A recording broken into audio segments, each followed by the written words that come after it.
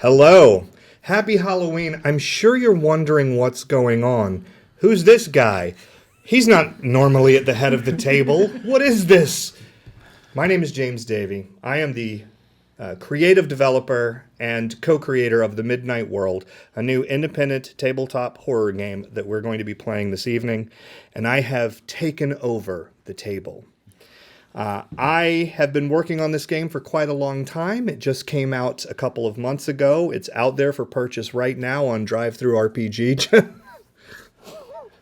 You look like everybody's most frightening magical uncle. We all have those, right? Yeah. So you can get it on RPG right now. Just search The Midnight World. Currently 15% off until the day after Halloween. This game is a tabletop horror game on a cosmic scale, but through the lens of struggling with mental health, specifically PTSD, anxiety, and depression. Now, these things aren't overly, I don't want to say that they're the entire focus of the game. They're more of like a subtle underpinning that we can use to kind of investigate these things a little bit through the safe avenue of play. That's sort of what The Midnight World is. I think that's pretty much all I have to say about it. If you guys are ready, I'm ready. Ready? Yeah, absolutely. Well, then without further ado, let's immerse ourselves in The Midnight World.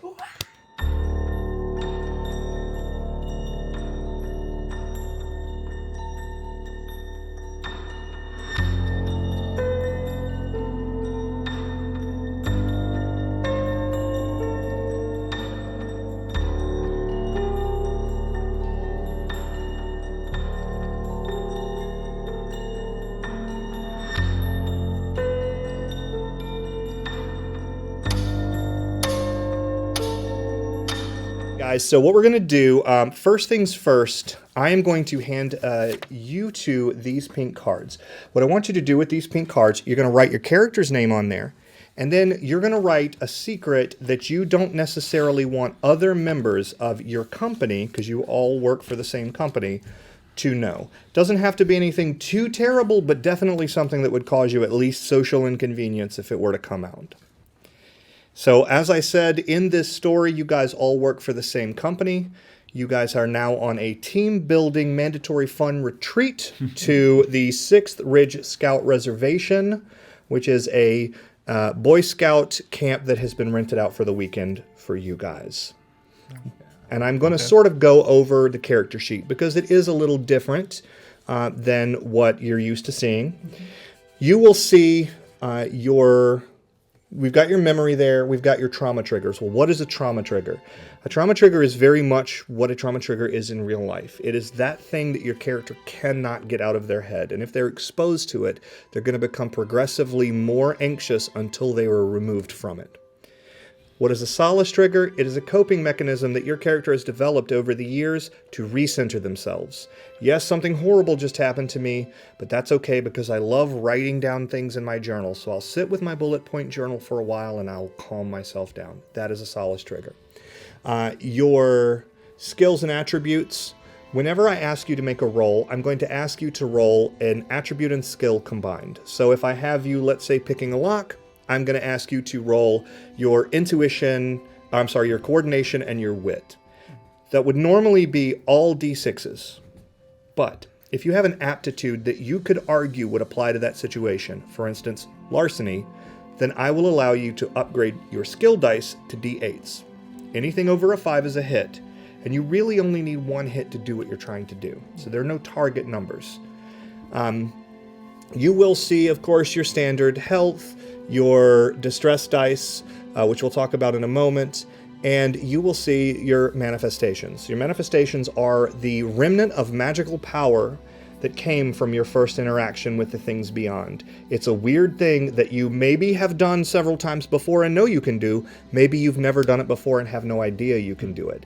But it does cost a minute to use. What is this weird clock on the middle of the sheet? Hours, minutes, and seconds, all in derivations of 12. Your seconds are your willpower or edge mechanic. They are a spending mechanic that allows you to do more things. For instance, if you have a roll that has a lot of distress dice on it, you can spend 6 seconds to ignore that. You can spend 3 seconds to add a d8 to any roll.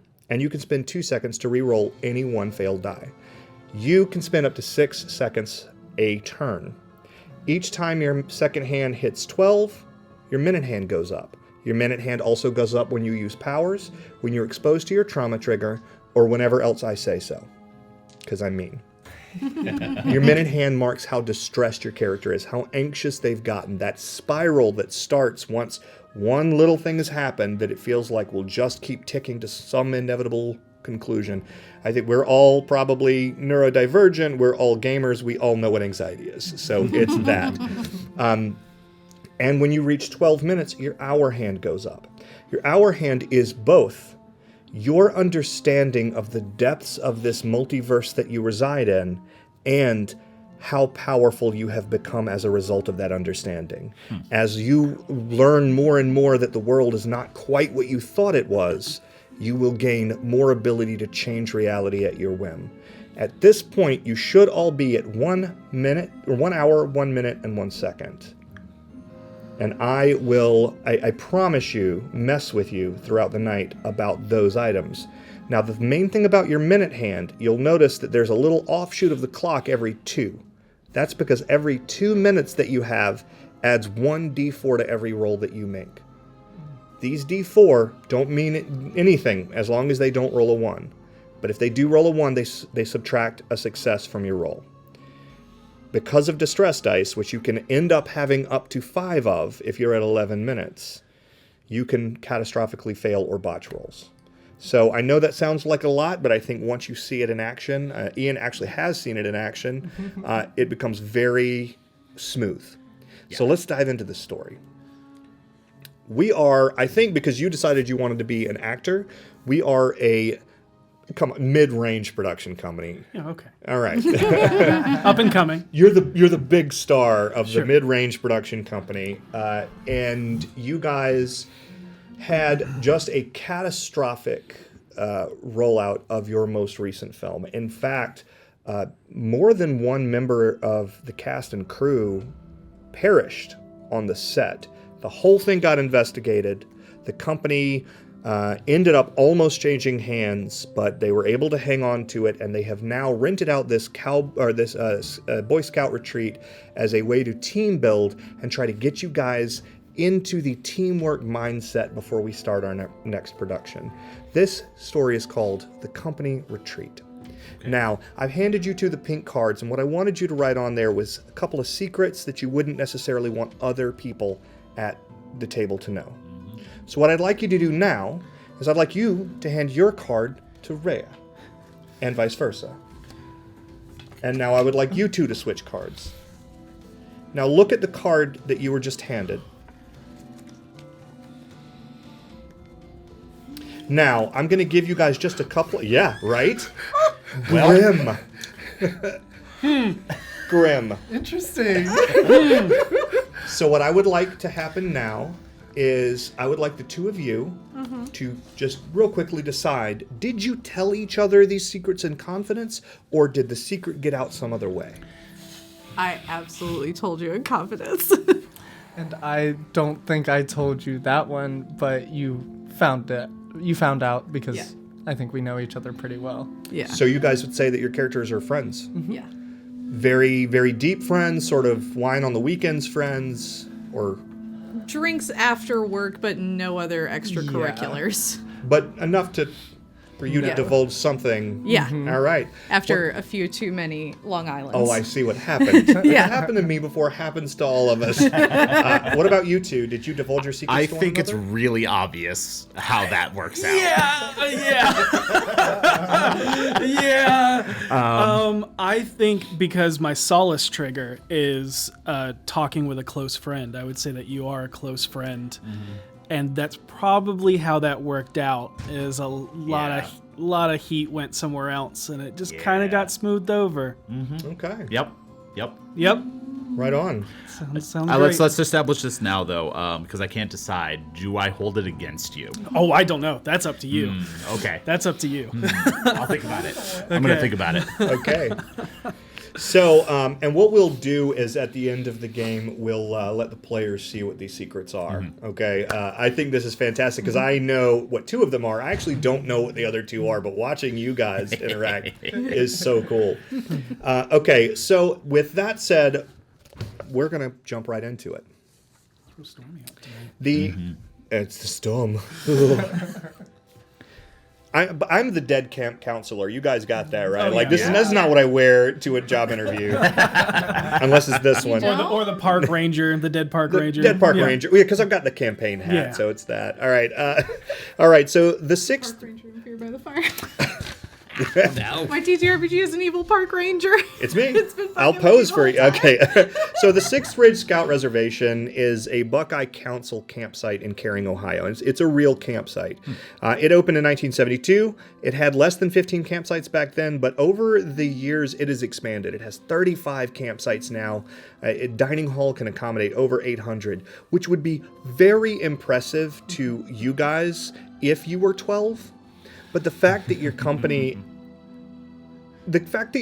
has rented this out for this next on-location shoot that you're going to be doing, you can decide how your characters feel about it. I can pretty much tell you that your character is like, this is ridiculous. I was actually going to start the game that way. Yeah, absolutely. But the company did organize the retreat for the entire weekend, and contractually, you have to be here. They've gotten you one little clearing that has several buildings, little wooden cabins, a couple of fire pits, a gasoline-powered generator. Around it, though, is, except for a beaten path that leads up to the entrance, the parking lot, and a little management cabin along the way, there is wilderness in either direction for at least several miles. Not like northeastern wilderness, but to you guys who are film people from probably the big city, it might as well be the Ozarks, because you can't hear the sounds of the city nearby. So all day you have spent sort of arriving, setting things up. You don't have personal assistants. You have to carry your own bags to your cabin, which is nothing more, by the way, than, I think we've all seen these wooden cabins with the screens set up around all four sides, the couple of screen doors that always slam at the decibel level of a small jet for no reason, and then they're sort of pointed inwards around the fire pit. As night does begin to fall, you kind of relax a little bit. You've gotten your things set up, and you've gotten your sleeping arrangements. I am going to say, for the ease of me running the game, that you guys all ended up in the same little cabin. Okay. And for a moment, even you, who was probably, I would assume, the most. Oh, I came in and I was like, "There's no service anywhere." Frank, come, my agent. Where are we? Colin, what is this place? This is terrible. It's dark. The lighting, I think we should at least turn all the lights on. At least that. Right? We should at least turn on all the lights. It blows. The moment you turn it on, you hear the crackling pop of the light blowing. The other one turns on, though, but the one right over your bed. It's the woods. Have you been in the woods before? I mean, we've acted in the woods, but these accommodations, they're terrible. I expect. Did you never go to? You were not a scout, were you? A 3-star hotel. You were not a scout, were you? No, never. That tracks. He's at it again. I was about to say, hey, Daniel, perhaps we should focus on the beauty of nature while we're here instead of focusing on the fact that... You're right. We're supposed to relax. This is a relaxing situation. And it is beautiful. And, after you're sort of admonished, you look out and, you're looking into deep, dense woods, but the way that the sun has started to set over the treetops and this sort of very calm, it's not too hot. There's a coolness to the air, but it's not cold. A fire has just started. A couple of the sound techs have pulled out guitars and are tuning them and humming. And you realize, this is a part of life that you never got. And okay, I'm going to do this. I'm going to have a good time. I'm going to turn on the rest of the lights of this place, though. Okay. Right on. And I'm just watching you do that, and shake my head a little bit. Because Colin actually grew up in the woods. Because, unfortunately, and I didn't mention this earlier, Colin's job here is as one of those investigators who is now keeping an eye on everything. Oh, wow. Do people know that? I think some people we just think you're do. an intern. Raya, what's your character's name? Tiffany Lavelle. Tiffany definitely knows as a lawyer. I don't know if Dorothy knows. No. She's not paying And attention. if Daniel knows, it's up to him whether or not he's actually shared that he knows with Is that everyone better else. not being in just darkness? It does actually help. Thank So you. we had to call that just a sort of an open secret that you're an intern, but you drive a Benz, and people are like, "There's no way that guy's an intern." Yeah, and when people are like, "Oh, hey, can you help do X, Y, and Z?" I'm just like, "No." Yeah. And they're like, "Why has this guy not been fired yet?" And I just go back to what I'm doing. Right. So it's again, an open secret that you probably have. There's probably a reason that you're. It's a need to know. Real quick, I should have asked this up front. My apologies, but since this is my first time meeting you guys, can I get your pronouns? Absolutely. I go by any pronouns, but I prefer she, her. Okay. He, him. She, they. He, they. I'm also he, him. So there we go. All right. And if I screw up, please let me know. All right. Totally. Absolutely. Excellent. So, all right. Yeah, you guys, Daniel has gone around and sort of busybodily turned on the lights in every cabin where they weren't on. The fire is starting to crackle merrily. People are sort of gathering around, and there is a gentleman in this outfit, but without the blood. And he is sort of walking around and checking in on people, and he will drop by your cabin and he'll open the screen door with that sort of characteristic rusty creak of an old style screen door, and he'll say, "Hey everybody, I just wanted to check in, make sure everybody's settling in all right." Oh, absolutely. Thank you so fantastic. much. What was your name? My name is Counselor Dan. I am a certified park ranger. Okay, Wonderful. I feel so much better knowing Hey, that. I feel like I feel like I know you from somewhere, right? Yeah, yeah. You were in that one commercial. The hemorrhoid thing. Yeah, I yeah. just start laughing. You know what? Hey, I'll tell you what. I'm sure we're all like stifling laughter at this. You were you're a great actor, man. You sold me. I mean, I'm a loyal. I should go. I'm gonna go. But look, if y'all need anything at all, we do have marshmallows roasting at 7 o'clock out by the fire pit, and that's where I'm gonna go over this weekend safety. So I do need everybody to attend that. All right? Absolutely. Thank you so Absolutely. much. You said course. S'mores would be 7:30. delicious. 7:30. That's right. Perfect. We'll be there. And I'm in the process of like putting away some stuff I brought, and then as Dan starts to leave, I just like turn and follow him out of the cabin. Okay. And once we're out of earshot, just pull him aside real quick and be like, "I just want to let you know that I am a private investigator working for this firm, and I am carrying a firearm." Well, did you register that with the Parks Department? Yes. Okay. I'm just letting you know in case they hadn't. Yeah. I mean, that's all right. You do know that that the discharge of a firearm on federal property, whether or not you carry a license, is a felony. Absolutely. I just wanted to keep you in the know. That's my job here. I understand Keep that an eye on completely. things. What I would ask of you is, if anything arranges at any point, like I understand your license and all that, but if anything comes up at any point where you feel like you're going to have to draw that firearm, if you could get in touch with us first. I mean, your cell phone's not going to work out here. Oh, absolutely. But the management cabin is just up the hill. If you could come up there and just let us know that something's going on, let us handle it. It's going to be safer for everybody involved. I'm sure you know that, though. Absolutely. And it's currently in a lockbox. I'm not carrying it on Okay, me. okay. I just, All right. Well, if you get to the point where you feel like you need to carry it on, you just let us know, and maybe we can handle it instead, okay? absolutely. Just All right, wanted well, to- thank you for letting me know. Yep. All right. As you're up, that guy was very rude, wasn't he? Not Oh, that rude. completely. Daniel, completely. As I'm I like, thought he was very kind. I think everyone has qualities that are both mean, rude, and beautiful and sweet. Oh, yeah, some people who think they're very kind are actually horrifically rude. It's what we call LA nice. Yes, I'm aware. Yeah, okay. You're very good at it. I've been told. I zip up the bright pink onesie with stars all over it and put the hood up, and I'm like, all right, I'm ready to relax. You look it. Open a suitcase, and you see that he was definitely built. He packed for the beach.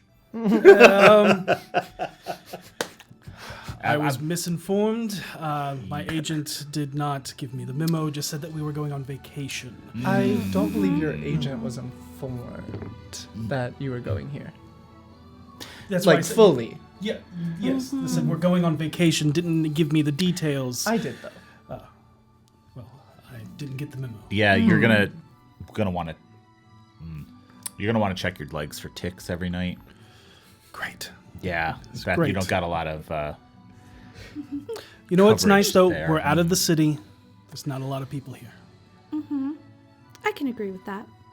I'm gonna start unpacking, and all of my stuff is perfectly folded and packed into Ziploc bags and layered exactly throughout the entire suitcase, as well as a secondary hard box case that has all of my scientific equipment in it. Love that. In like nice, like custom fitted foam trays for packing. And I think while you're unpacking, I'm also unpacking after putting the onesie on, and all of my clothing is packaged very, very similarly because you and I actually hung out before we left. We rode up here together, probably. My favorite thing is that this accusation that this lawyer just. Okay, I'm ready to relax now. Yes. It's relaxing time now. It's relaxing time. Make it I am happen. officially off the clock. Somebody relax me, please. Hand flask. So outside, people have started to gather as Ranger Dan is out there. I almost said Ranger Dave. Ranger Dan is out there, and he is kind of clearing his throat, letting people know it's time. Okay.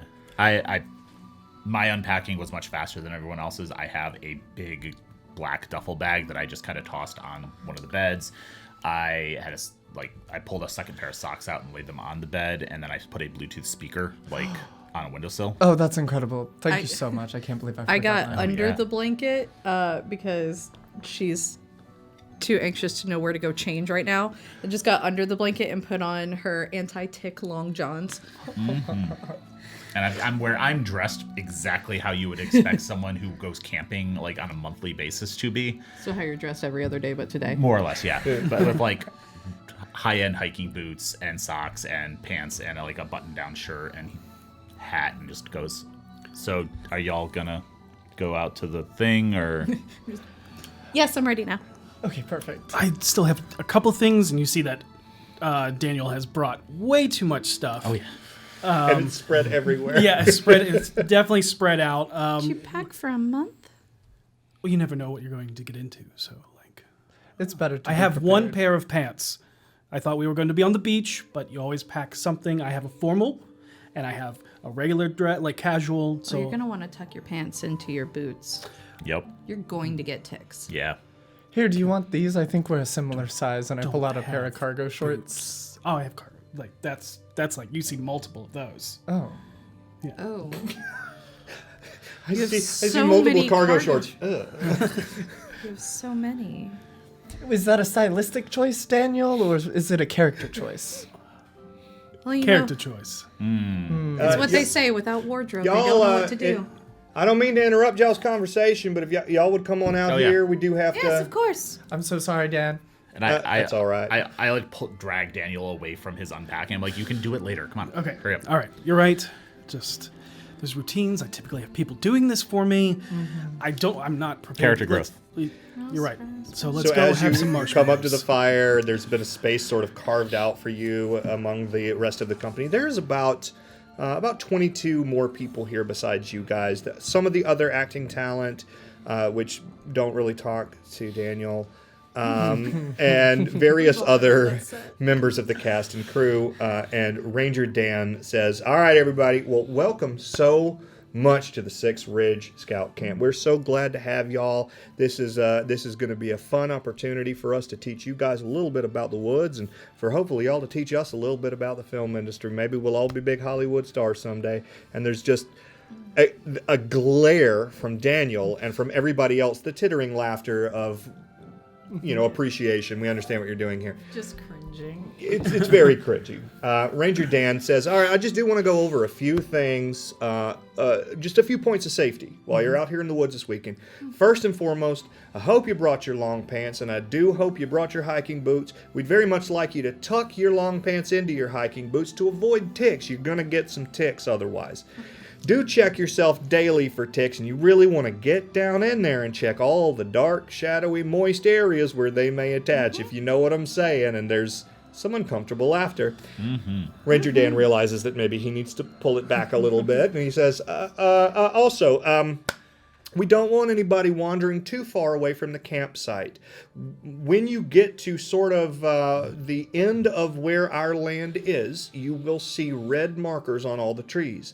That means that past that, we cannot come to get you. You're outside of the national park boundary, you're just in the woods, and I can't spare the resources to come save you. So, if you see a tree with a green painting on it, that means you're close to the camp. If you see a tree with a yellow painting stripe on it, that means you're about the midpoint, and a red painting stripe means that you have wandered off the reservation and we need you to turn around and come back. And then the next thing I'd tell you is fire safety. We do want you to make sure, a lot of you are wearing mixed fabric near the fire. That's all right, but we do want you to sort of stay away because we don't want these little embers jumping out and turning you to an insurance claim. I'm sure you all understand. At that, some members of the legal department actually genuinely laughed. And that pretty much concludes our safety talk this evening. If you do need anything, you're not going to get any cell phone reception out here. That's one of the benefits. That's one of our one of the many things, the amenities that we offer. The amenities that we... Okay, up on the hill there is the management, and he'll sort of point up, and you'll see a small wooden cabin that looks like somebody lives there.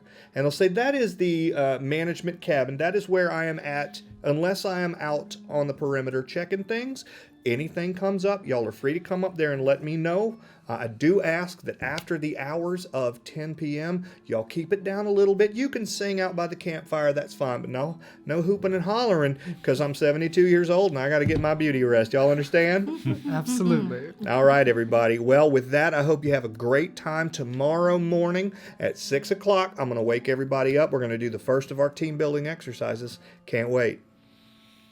6 a.m. 6 sounds lovely. Thank you. It's going to be one. I can't 6 wait is to do it normal. with y'all. Bring your wet weather gear. We're going to get wet. All right. Y'all have a good night now. And he turns around and goes back up the hill.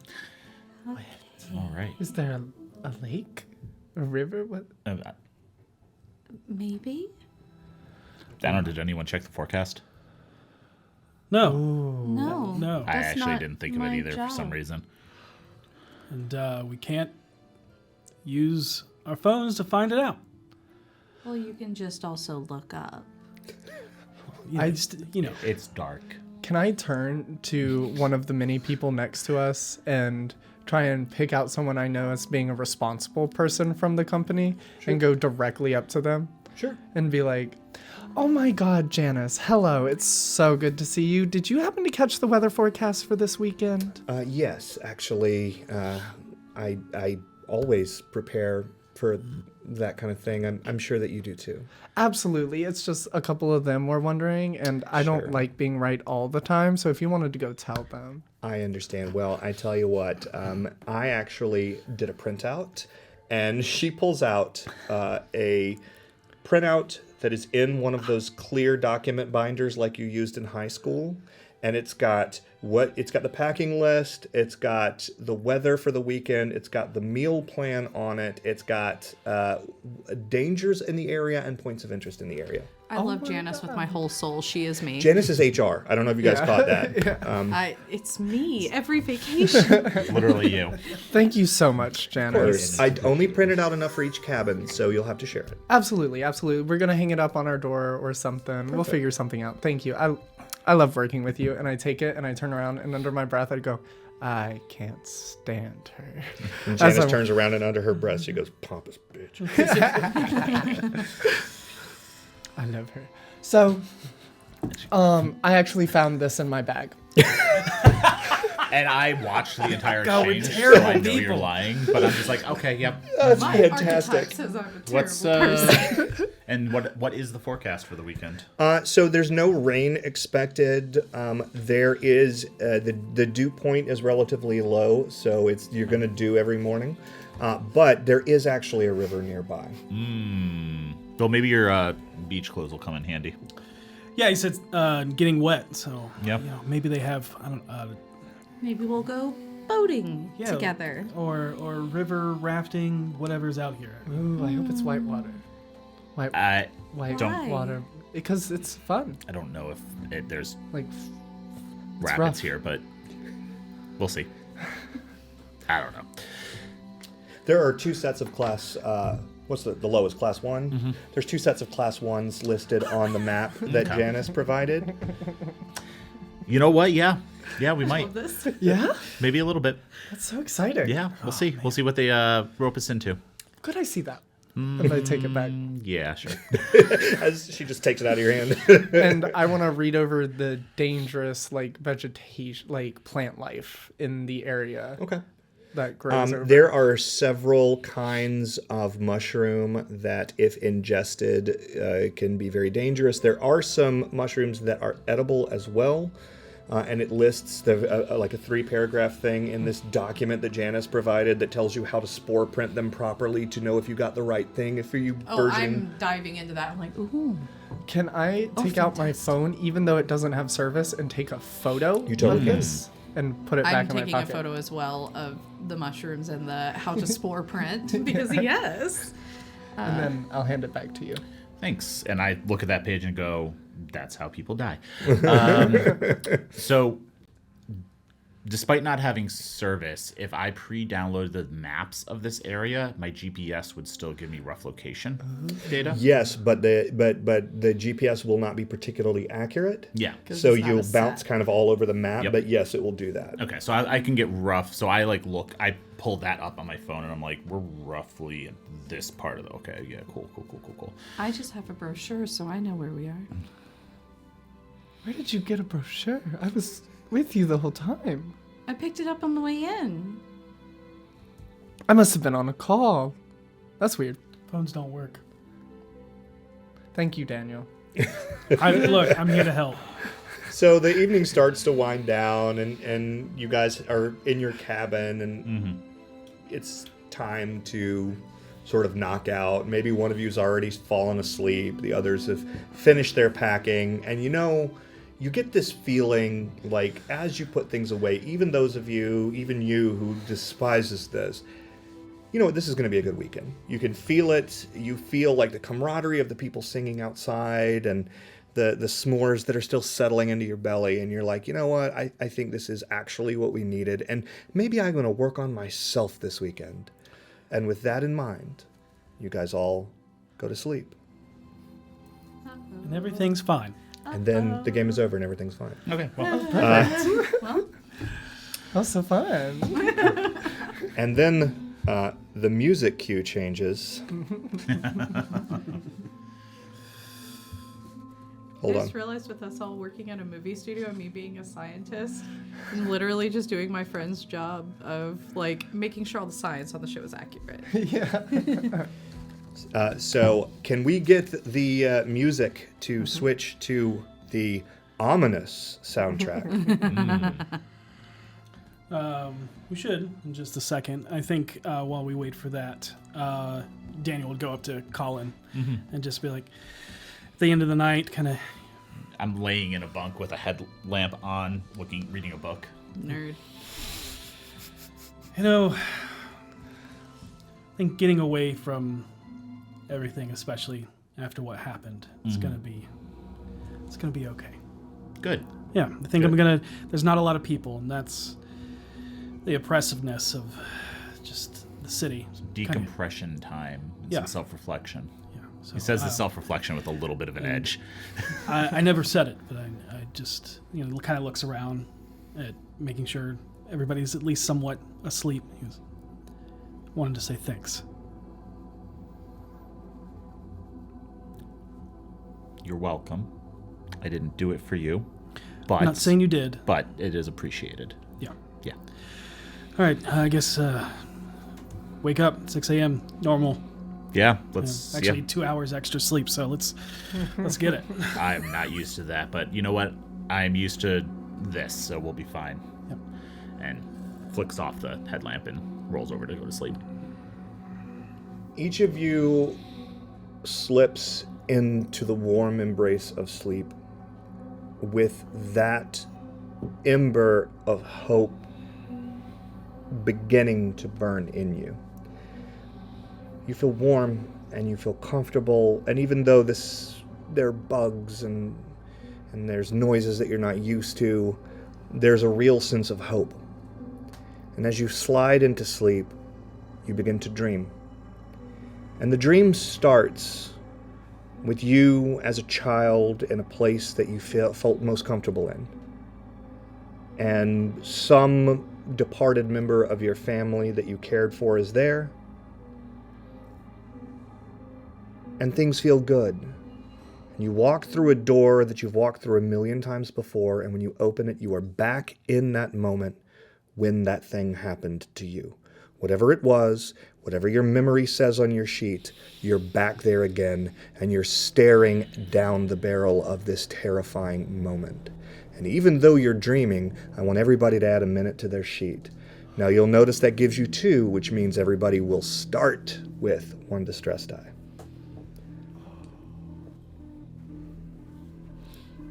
The thing or the situation, whatever it is that your memory entails, it approaches you and it stares down, and it's even bigger than you remember it being, and it's even more heart-stopping than you remember it being.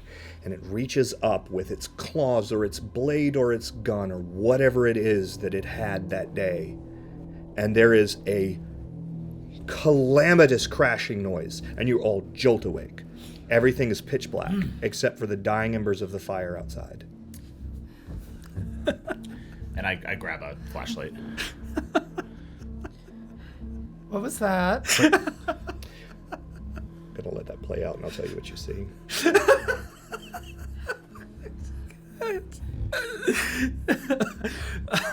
Oh. Daniel, did you do something? No, I didn't do it. No, and I'm shining a light on Daniel. So as you shine the light around the room, there were 3 techs that took... There are about 12 beds in this room. Okay. There weren't enough of you because there's so many of these cabins that there weren't enough of you to fill them up. So you guys sort of took all these little 4 beds back in the corner, and then at the front there were 3 techs. Mm-hmm. Your light incidentally plays past where their beds were, and they have been ripped to shreds. There's gore dripping from the ceiling, there's blood and limbs pulled in the floor in the middle of the cabin between you and the door, and there's just everything has been sprayed with blood.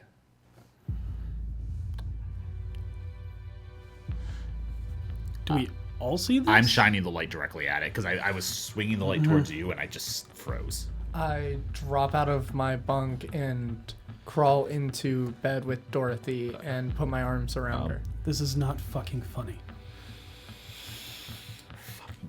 And I pull the duffel bag out from underneath the bed I'm in, and I unzip it, and I pull a metal lockbox out, and I'm like fumbling around with it.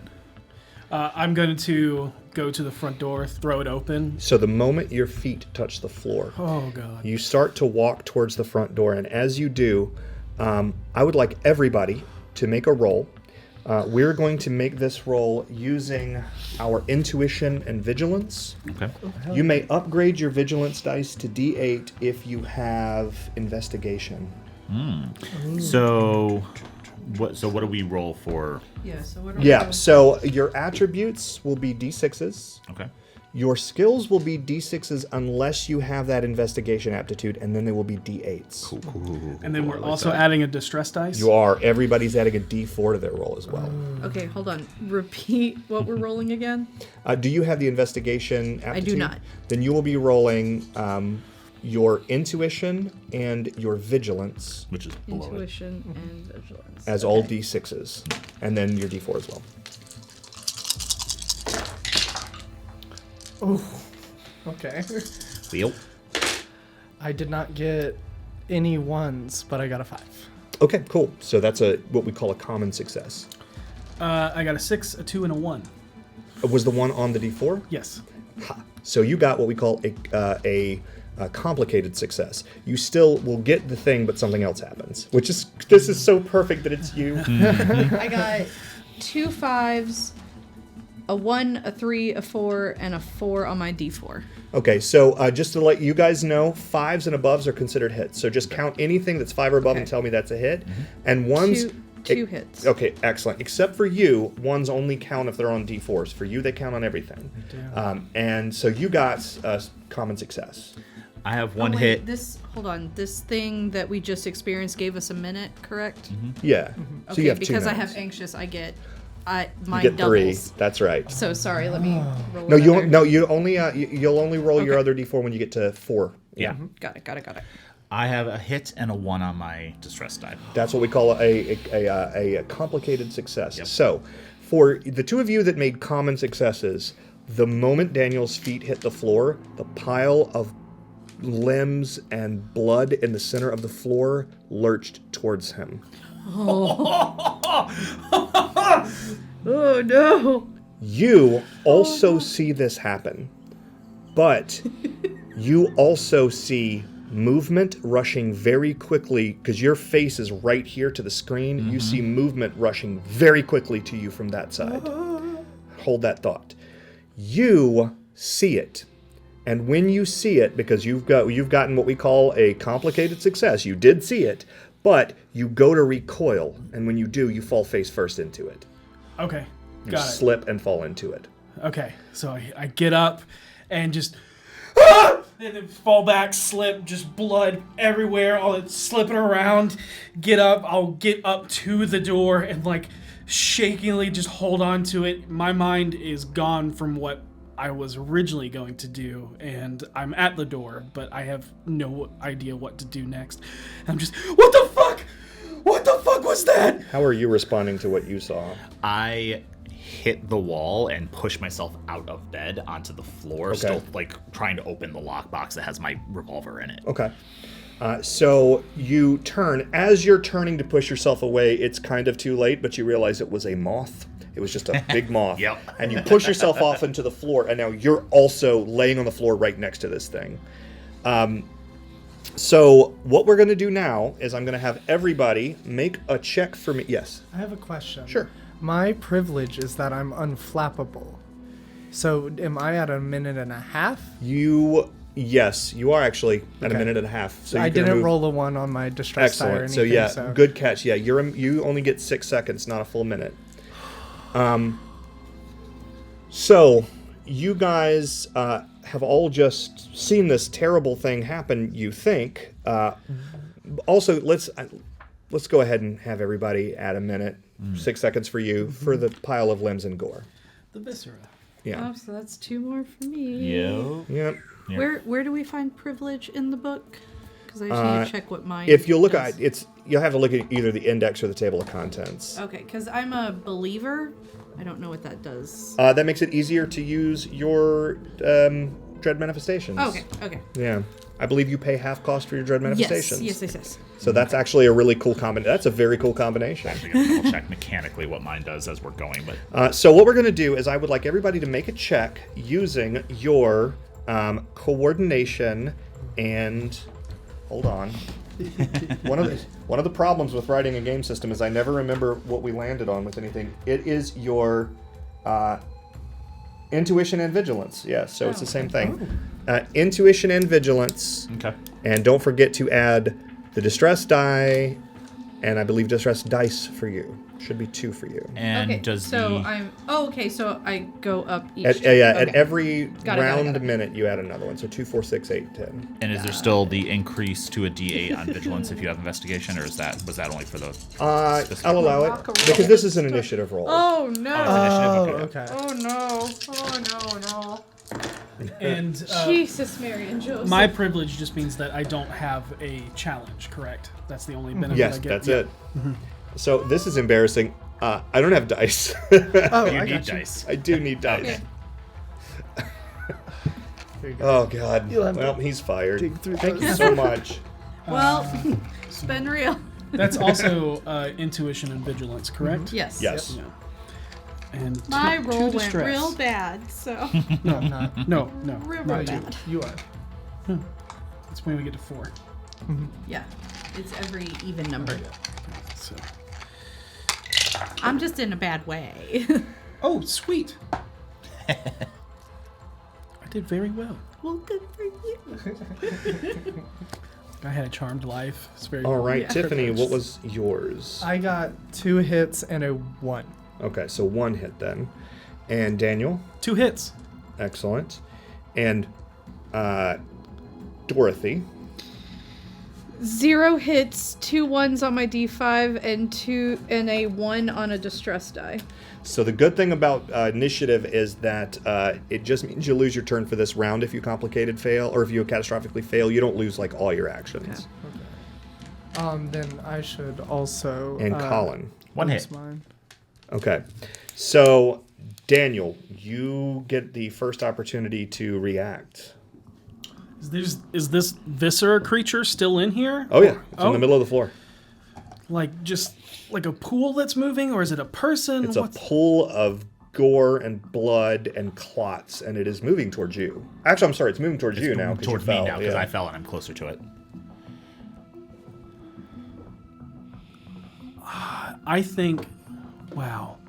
I don't know why I was expecting you to be like, gonna miss you, buddy. Good luck, buddy. I'm gonna, since I'm at the door, I'm going to open the door. Okay.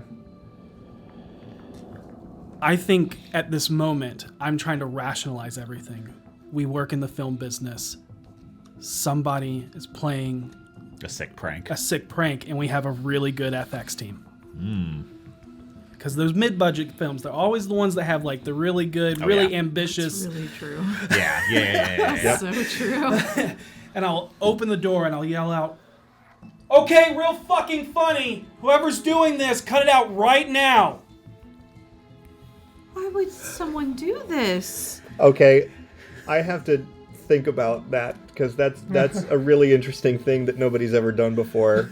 Nobody's ever shouted into the darkness at this moment. Okay, cool. Oh. I So don't like that response. he does that, and then we're gonna go down to Colin So it's lurching towards me. How fast is it moving? very slowly. Okay, so I'm just scrambling away from it until my back hits the back wall, Okay. essentially.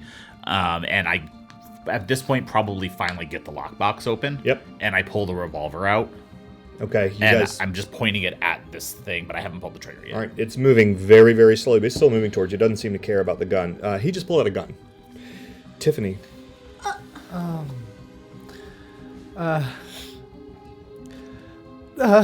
She's like just making like noises while she's trying to think. And is there a roll I can make to try and figure out what this is with my cryptozoology? You definitely can. You can roll let's call this an acumen and wit, and you can upgrade the dice with the occult, and you can re-roll any 8s because of your specialization. So I have 1, 2, 3, and my 3 for my wit gets upgraded to d8s, and then 1 for acumen. There you go. Oh, and then distress die. Oh. So that's a 5, a 6, a 6, and an 8, and then That Oh, is 1. a phenomenal success. Oh, so just shy of a phenomenal success. So you instantly recognize this as being these creatures that are sort of created by this sort of death and destruction can be connected to many different kinds of entities. Just any time something like this happens, like a deposit of limbs and blood in the presence of dread power, this can happen. So you don't know what dread entity is responsible for this, but this is dread. This isn't a guy with a machete. There are monsters loose. This is a monster. This is a monster. We have to go out now. All right, Put Dorothy. the gun away and run. Do I get the chance to react given my failure? Oh, that's right. You can react, but you cannot attack. Okay. Trying to think, because I have research with a specialty in occult. Trying to think of what I can do with this. Can I see if I recognize it from anything I've researched? You can, but what I will not be able to let you do the upgrade. Okay. Because you don't have books. That's right. That's right. But you do have this specialization in occult.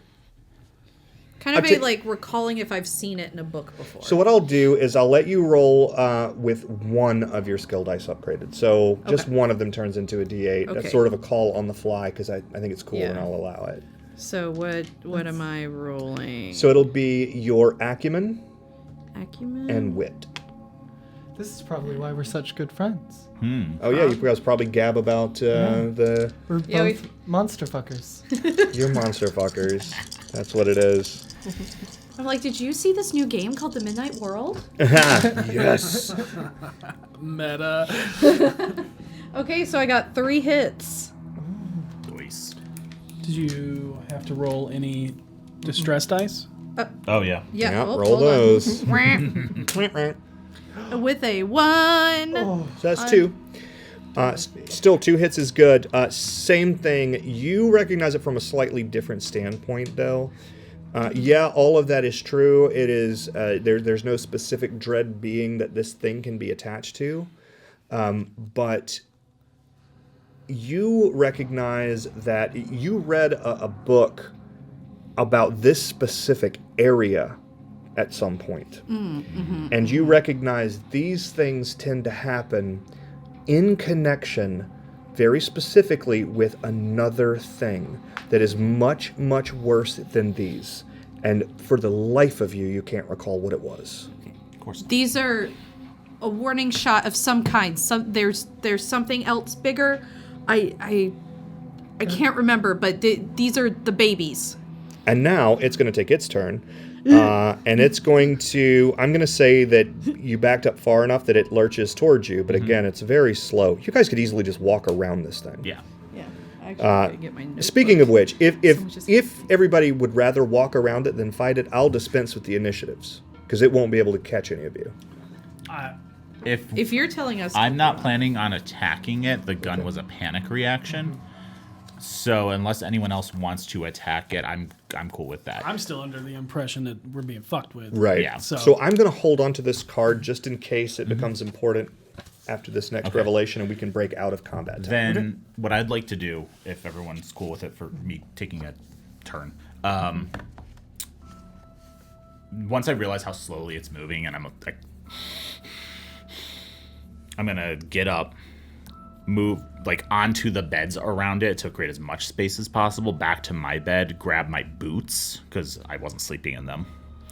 And I would, while I'm doing all that, and I'm just like, it's very methodical, like put boots on so that I don't hurt my feet and go outside, get away from it, do this. I would like to roll occult with my paranormal activity or paranormal investigation just to check my familiarity with this. Roll it.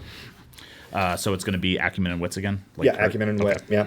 are we like a B horror film Oh, yeah, company? that's exactly what I was just about to say. That's the only way this makes this much sense. Yeah. And then with on Sci-Fi occult Channel with film, I a got specialization in paranormal investigation, do I upgrade both I have 2 dice for wits. Do I upgrade both to D8s? No. You'll just upgrade your skill dice, but you get to re-roll any 8s. I get to re-roll the 8s, okay. And both wits. I believe you actually get to re-roll 8s, or so whatever the terminal number on your die is. So on D6s you can re-roll 6s, on D8s you can re-roll 8s. Okay. I think if that's not how, I apologize if that's not really how it works. Oh, I wrote the book. You know what? That's awesome. I really like that. 1, 2, 3. Oh my god. Do I keep re-rolling? Yeah. Exploding dice. 4 hits. Okay, that's a phenomenal. Yeah. So You probably wouldn't have put it together, but the moment that Dorothy says it's in connection with something else, you think about this area and your own investigations here, and you recall that there was a story about the woods of somewhere in the Midwest where a group of campers was attacked by creatures that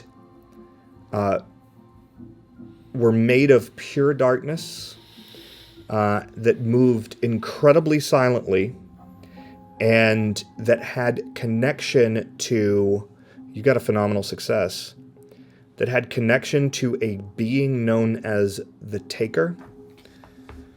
And the Taker is this metaphysical concept of gluttony that destroys and devours everything.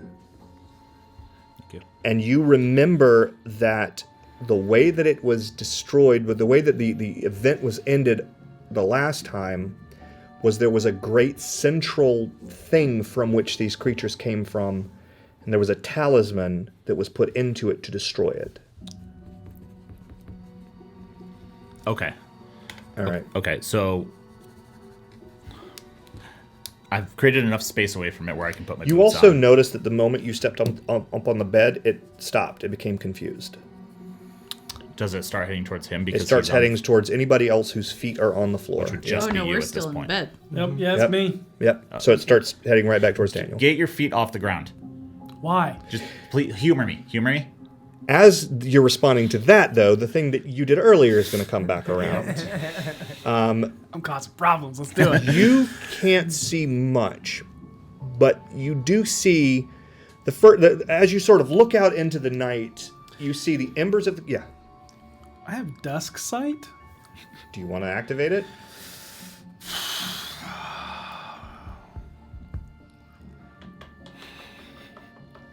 It's only a minute. I Spare a minute. But sorry, it's only 1 minute. yeah, I'll do it, but I won't like. I think. I thought you were gonna say I'll do it, but I won't like it. No, that's but I me. won't like it. No, I'm probably just reactively and not purposefully Right, doing it. yeah, So absolutely. I'll spend a minute. So Puts me at 4.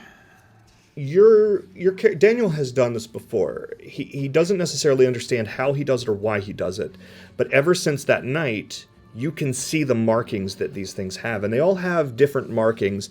And how does Daniel see sigils? Does he see them as like line designs, like the art on your body right now? Does he see them as, or does he hear them as musical notes? How does he experience the telltale signs of otherworldly energy? Oh man, what? And I'm thinking of the thing that I Right. saw. So, I would say it's like a negative. If I'm looking at someone, it's like a negative version of themselves, and it looks. There's like a deep shadow that radiates off of them. Okay. And it just feels sickening Okay. in the stomach. So, out in the darkness, moving with... There's no way that something could be moving this fast and you not hear it running, but you don't hear anything. But you see one of those impressions, and inside of that negative... And it is bright white, which you immediately know to mean that this thing has to be marble or onyx black if it's that white. Yeah. And it's moving quickly in your direction, and as it does, you see sprouting up as quickly as they devour themselves these little, almost like the thing on your forehead, they're almost line art of gnashing mouths. And when you look back at the thing on the floor, it has them as well. And every single one of them has a symbol on them, though you can't necessarily identify it. Could he write Okay. it down or recreate it? As Yes. I see all of this, what you are saying just goes to like humor me, and I'm like, Give me feet off. Oh, God damn it. And that thing, as you start to laugh, it was running past you. The moment you start to laugh, it stops and looks and starts creeping towards you like a cat stalking. Looking outside, I'm backing up straight into the thing that's on the floor. Excellent. Yeah. Cool. That is fantastic. That is so all great. of that was happening. Could I have tried to make my way to Daniel to push him, like, off the deck? Yes. So that his feet aren't on the ground anymore. Yes. Yeah, I'm going to just literally look at Dorothy and say, he's going to get himself killed. And, like, crawl through the bunk bed section and then just leap, jump heavy-footed on the ground and sprint and then just push him off the deck. Out into the yard? Oh, shit, yeah. I didn't see the thing out there. Okay. Okay. Well, So, It's a gonna be a couple short of game. things are going to happen. The love first it. This thing game's is, so real short. you stumbled backwards and immediately get. Oh, I should ask if you're trying to resist this or if you want to see how this plays out. Oh, 100%. I'm in fight or flight mode, and I'm going to resort to my hand-to-hand training because, Okay. yeah. Okay, so even without seeing Tiffany coming, you have a chance to stop. So what I'm going to ask you both to do is I'm going to ask Tiffany to make a check using her. I'm going to call this strength and toughness. You can upgrade with hand-to-hand. And I'm going to ask you to also roll a strength and toughness, and you can upgrade with hand-to-hand. How many? I can only upgrade one. No, you can upgrade all of your skill dice. Because you have the appropriate... Strength, So, and toughness. I'll Your take toughness would upgrade. But Yeah. Your attribute would not. two. And then I have 2 of these. It's So good. 6 is explode. If you have the specialization. Oh, no. Yeah. That's So don't think, yeah. I don't. God. Ooh, exploding 8. No 1s. That's good. So let's get these out. Okay. 1, 8, 1, 5. So only 2 hits. Okay, so, and you didn't get 2 hits. I got 1 hit and a 1 on So you because got I'm cursed. so you got 0 hits. Yeah. So you see, sort of out of the corner of your eye, as you're reacting to whatever's happening out here, you see Tiffany running at you, and you're not really sure what in the hell she's trying to do. Yeah. But she tries to push you off the porch. Then I'm just going to not harm, but it's not specialization, but good stunt training is judo because it has grappling Sure, and, absolutely. and rolling and offensive and defensive. This So corner's the film people. just hit roll her off of me using her own momentum and throw her in front of me. And so Okay. she's prone on the ground. So, Tiffany, you rush. You are suddenly ass over elbows, and you don't even know what happened. You smash into the ground hard, and you taste blood in your mouth. And you sort of lean up, and you guys can just see this in the embers of the dying fire. And there's also, from the other side, a flickering orange light that looks like fire, but you're not sure where it's coming from. It's around the corner of one of the cabins. There's another fire over there. But it's not providing a ton of light. From these dying embers of the campfire earlier, you see Tiffany push herself up onto her elbows and onto her knees. Then she stands, and as you turn to look back at him, right in your face, there is a solid black carapace. It is shaped vaguely like a head, but it is impenetrable. And it is connected to a neck that is plated. Just like that, there is a thin humanoid creature made of darkness darker than the night itself, and it is face to face with you, and it has no eyes, it has no openings that you can see, and it turns its head like this. So as a monster question, real Yep. quick, because the thing that I saw in my memory was a void of negative space that moved like a man. Would this be the same thing? This is not the same thing, but Okay. it definitely looks related. Okay. Do you have that Samesies. too? Yeah. Can I also see it? Yes, Does this sound like the shadow creatures? Okay. almost certainly. I go completely still and silent out of It leans closer to you, and it issues a series from somewhere within it of grunts and high-pitched whines, and then again tilts its head towards you. I will whistle as loud as I can. It immediately looks towards where you are and starts running into the cabin. I am going to grab my hydrochloric acid from my science kit. I'm just going to chuck it at it. Okay. So it runs right past you. And Okay. through the door. While I know it's probably not the same thing, it's related enough. Question. Yeah. As you're throwing, it runs straight past him. Yep. Does it run into the amalgamation on the floor? It just stomps right through it like it's not there. Okay. And I'm going to wave at Daniel like, And it is coming for you, Heading towards but me. you throw. So what I want you to do for me is we're going to call this a coordination and toughness. Sweet. And you can upgrade with marksman. I don't have that. I see her throwing out of the corner of my eye, Yeah. and I'm giving it a second before I bring the Oh gun wait, level. just stress Okay. dice. Oh, no. No hits and a 1 on the distress. That's what we call a catastrophic failure. That's Dun, good. da, da. So we got a couple options here. You can either let it ride and see how this plays out, or you can spend 6 seconds to just ignore that you had distress dice on that Yep. roll. Yep, Okay. yep. Done. Yeah, you don't want to play with acid. So you got instead that a ride. complicated success. Does that double for her because of her anxiety? The 6 seconds? No. Okay. Are, was are gonna make you your life sure? easier. Because it's twice my clock rate. Yeah, but Whenever not I for gain. spending. Anything that you spend, you don't gain doubles. Okay. on. That's why I okay. You're was spending seconds right now. Okay. Yeah. So you ignore the distress dice and instead only get a complicated success. So you're going to throw it, and I am going to. I just want to see what happens because there's like almost no way in hell you're going to hit it if I roll.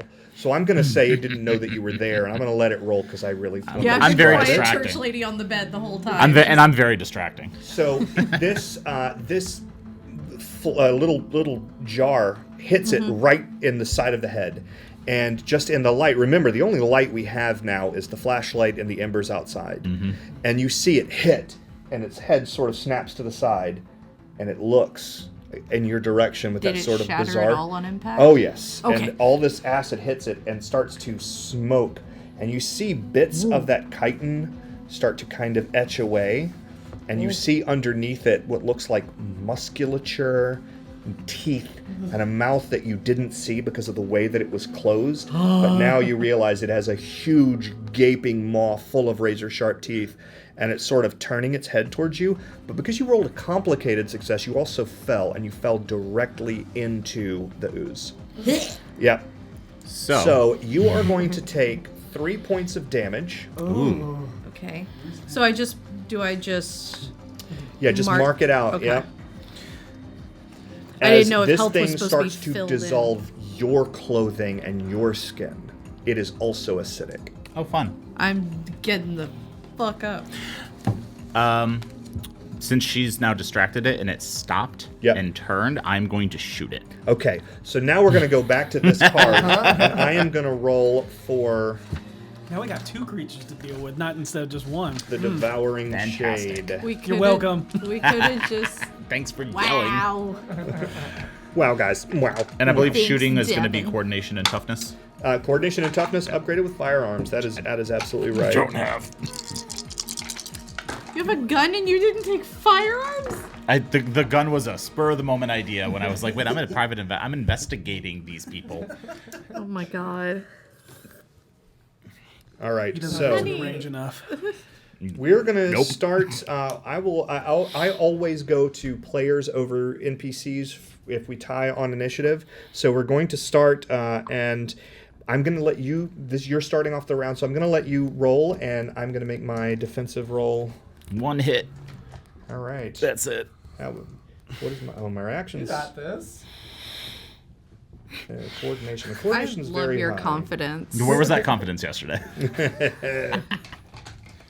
Hidden in a little old lady.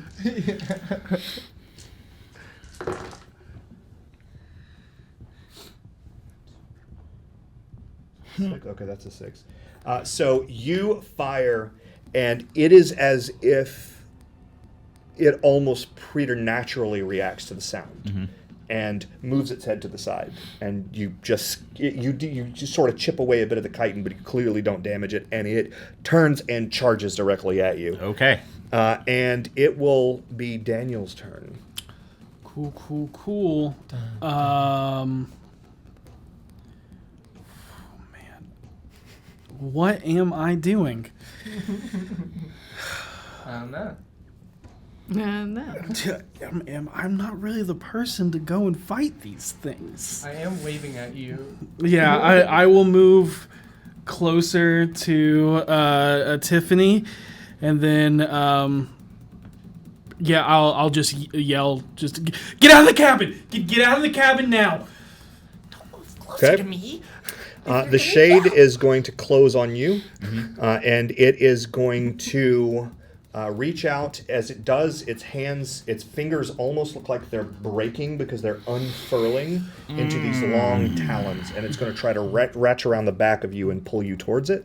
And you can resist with your coordination and reaction. You may upgrade if you have athletics or hand-to-hand. I have neither. Can I tell you what I would like to do? Sure. And maybe I'm going to try to dodge, but I'm going to try to dodge sideways and throw myself through the screen and out of the cabin. Okay. If that affects anything. Not going to affect your dice roll. Didn't think so. Yeah, I didn't think it was going to affect the unfortunately. dice, but just in terms of how it's trying to attack me. Yeah. Maybe. So what am I rolling? I'm sorry.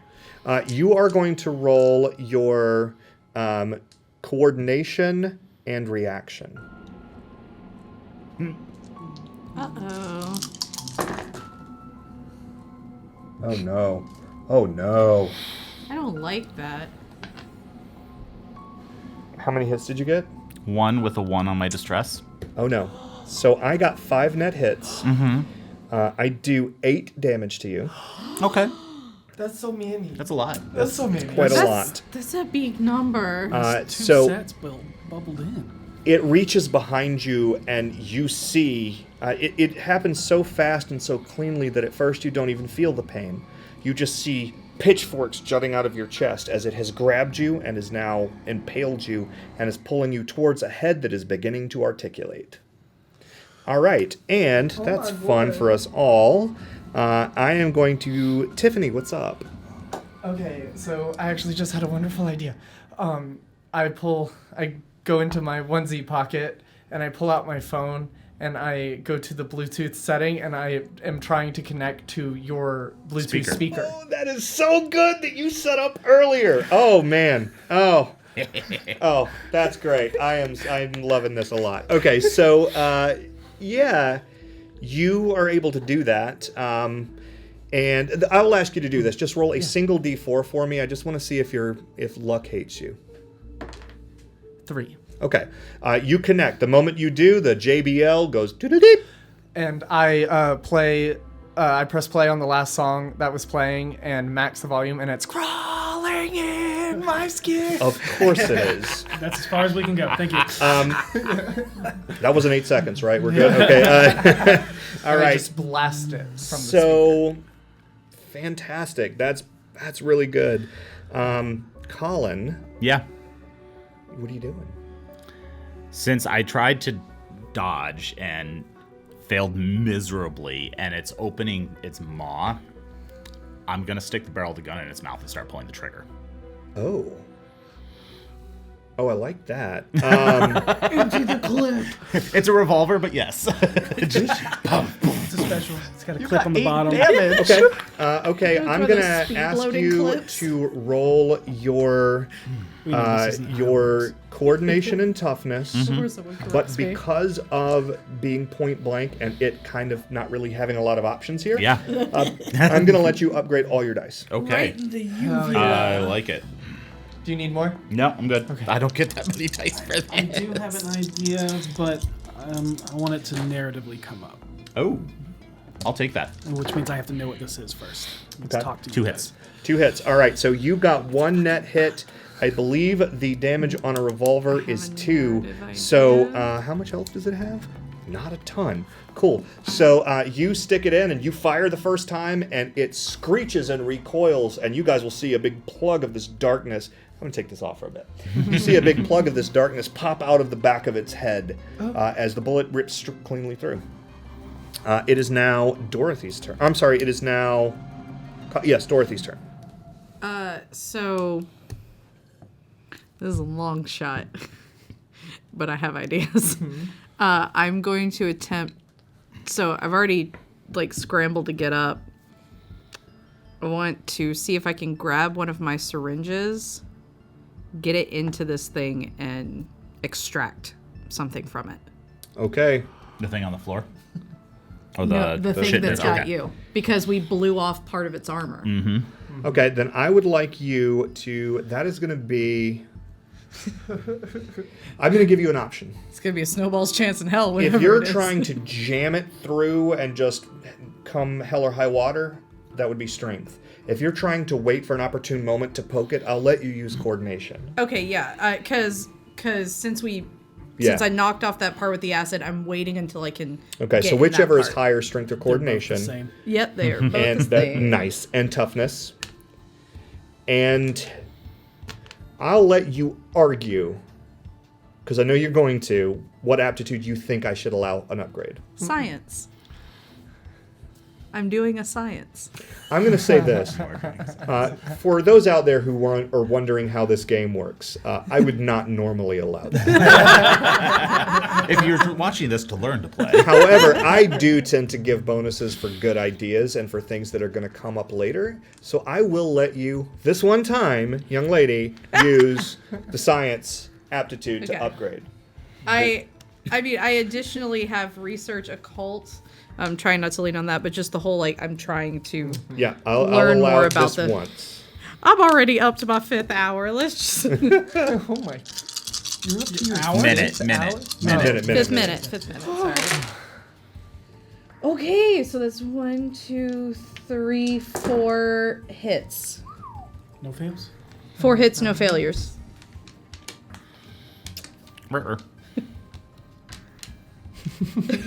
Tiny claps. Oh no, those two turned over and you totally made it. So you don't get a lot though. Yeah. You get maybe 10 cc's Yeah. of this oil, and that's why you Yeah. get so little of it, because It's too thick just to thick. come through the needle. It's yeah. like, and you can smell it as soon as you. And then a gun goes off. DMs know what this is about. The fact that you said it out loud was beautiful. Yeah, no, I'm his DM. I got this. Yeah. Oh no, those 2 dice were canted. Yeah. So the moment that you pull it, you begin to retch at the smell of it. Yeah. It is this smell of, and it is released into the room. Add a minute, please. Just this intense smell of rotten meat. Okay. And so, but you have about 10 cc's of it. Okay. Okay, cool. That, I believe, is everybody except the ooze. The ooze Yeah, I'm is... gonna cap that. Keep it. The ooze is, you're out in the yard. You're sort of still on the deck. Yep. I think the ooze is going to come for you. Okay. So Half in, half it doesn't out, get shoot. to you because it's still quite a ways away. Because you very specifically said you were stepping out to the deck. Yeah. So you see it clear as day that ooze has started to move towards you. Cool.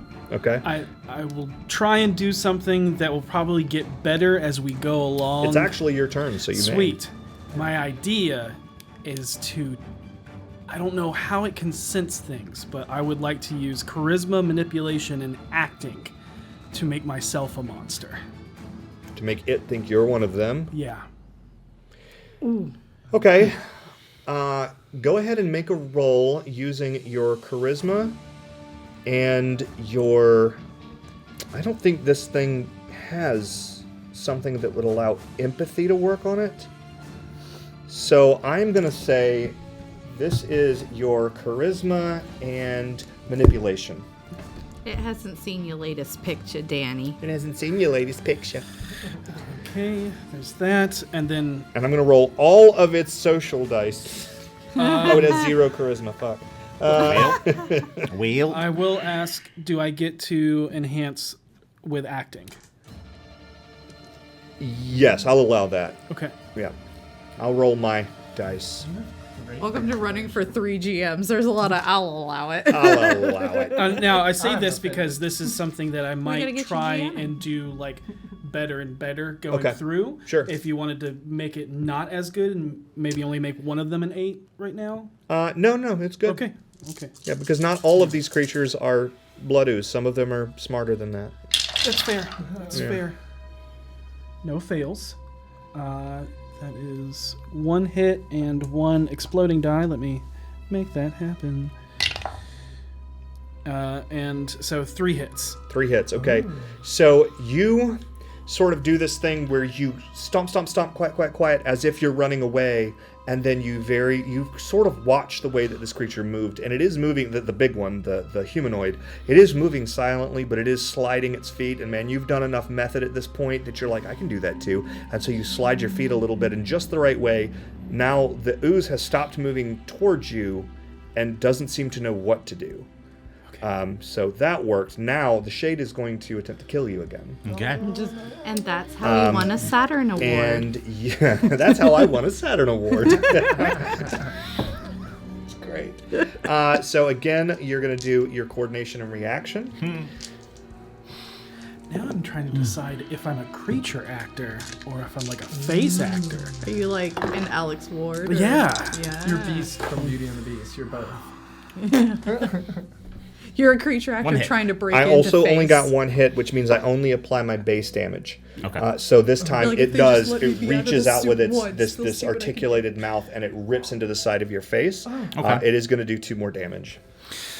I got 2 left. You gotta Uh-oh. go. You could, Yeah, it's holding me. did you know you gotta leave? It's Did you literally know? got like Did you know? spines through me. I can't get away Colin, from it. what are you doing? I'm pulling the trigger again All in right. its mouth. Same thing. I'm going to downgrade all of my dice, and you may upgrade yours You because might it want to still go can't get up away. in the mouth. That's why I'm pointing. the I am- braid. boom. It's Yeah. Yeah. like, If it has one. If it has one. wiggle it around. Well, 'cause you know. some insects, their brains are in their butt. Yeah, might have a dinosaur butt brain. 3. Good 3. science, I So read it. even though I rolled relatively well, you still got 1. That's going to be 3 more. So you pull the trigger, and when you do, like a big softball-sized section of the back of its head, like opens like a flap, and you see it kind of, and you feel the pitchforks remove from you as Oh, they thank shrink God. back down into its hand, and it collapses to the floor. Do you need some morphine? And off in the distance, right after the sort of echo of that second gunshot fades, you hear that growling and high-pitched whining coming from about 5 different directions. And the music's still blasting, right? Yep. We need to go now. I throw my phone under the porch deck and just look at everyone with big, giant, wide eyes while holding my mouth closed and just start walking away. Okay. I will continue to confuse the special effects blood. Okay. I know it's not that anymore. To at least allow them to get out. Okay. I'm grabbing my whole science kit and leaving. I'm not going back in. I got no shoes. got I'm no roughing it. Let's shoes. go. Yeah, No that's- shoes. I'm We're doing still a in, so Die I'm Hard. just grabbing because at this point, something in here might help us. I got acids and bases. Let's Okay. do this. I grabbed the entire duffel bag that I didn't unpack. I just got Okay. my clothes out of it and then shoved under. I just grabbed the entire thing as I bounce across the beds. And once I get outside, I'm gonna just start getting their attention and pointing towards that ranger station. Okay. I was heading that way as Yeah, okay. well. I'm just like, I will point out the other glowing light source. Yeah. Is that opposite direction of the ranger station or on the way? It is, but it's only like it's just around the corner of the other cabin. And we'll head there first. To All right. at least possibly save some extra people. some extras. So about that. They prefer to be called background. Oh, sorry. God bless America. All right. So you come around the corner of that building and you see the generator is what is causing this light. The generator is on fire as it has been torn to pieces. That's what you weren't hearing. The sound of the generator. You didn't wake up because you guys work on film sets. You're used to the sound of generators. It helps you sleep. You didn't quite catch that that's what was missing. But the generator has been destroyed and is on fire. Seeing that, do we go in and see if everybody else is fine, or do we just let them sleep? Because sound seems to be attracting it. Let them sleep. Let them sleep. If they didn't wake up to the song, I don't know how to help them. Or the gunshots. Or the gunshots. We've And done a then- lot that could have woken them up. We need to go. And I think now that we get more closer to this burning light, because we're walking through darkness. Yes. Yeah. If you've been out in the middle of nowhere, but there's no light, and I just look at Colin and just like, I am super fucked up. did he? And you see, I'm covered in blood and viscera as well. I'm like, did it get you? Like, what? I mean, I think I'm fine. We just need to keep moving. I'll deal with it later. You can now you can see like there's a chunk missing from like this fleshy part. And Tiffany just quietly says, "That's enough exposition. Let's move on with the plot." And Oh starts my walking. God, Colin! I just saw your trauma trigger. Oh no, that's the worst one to have for this story. So There's music blasting from there is nearby. music blasting. That's probably going to go away at some point. Yep. All right. Speaking of which, you are now. Your dusk sight is still active. It's technically the same scene. You're seeing more of them. Probably 5 or 6 of them are in the camp now, coming towards that cabin. Then I will use that ability to be like, no, it's this way. And they're You're like, helping everybody avoid them. Yeah. Awesome. Okay. Even though you may argue and be like, it's the quickest path is this way. I'm like, no, there's something over there. Let's walk around this way. Be quiet. Are you like cluing us into the fact that you can see stuff? I will say there's something over there. I won't say exactly. Why don't how you I- actually Okay. make a roll using your intuition and wit, and you may upgrade.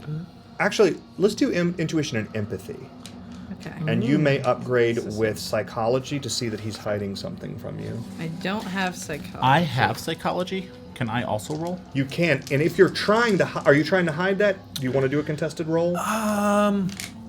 Sure. Okay. I was gonna say how good of Then an let's actor do are you? your yeah, because it's your thing. Let's do your charisma and manipulation, and yes, you can upgrade and specialize.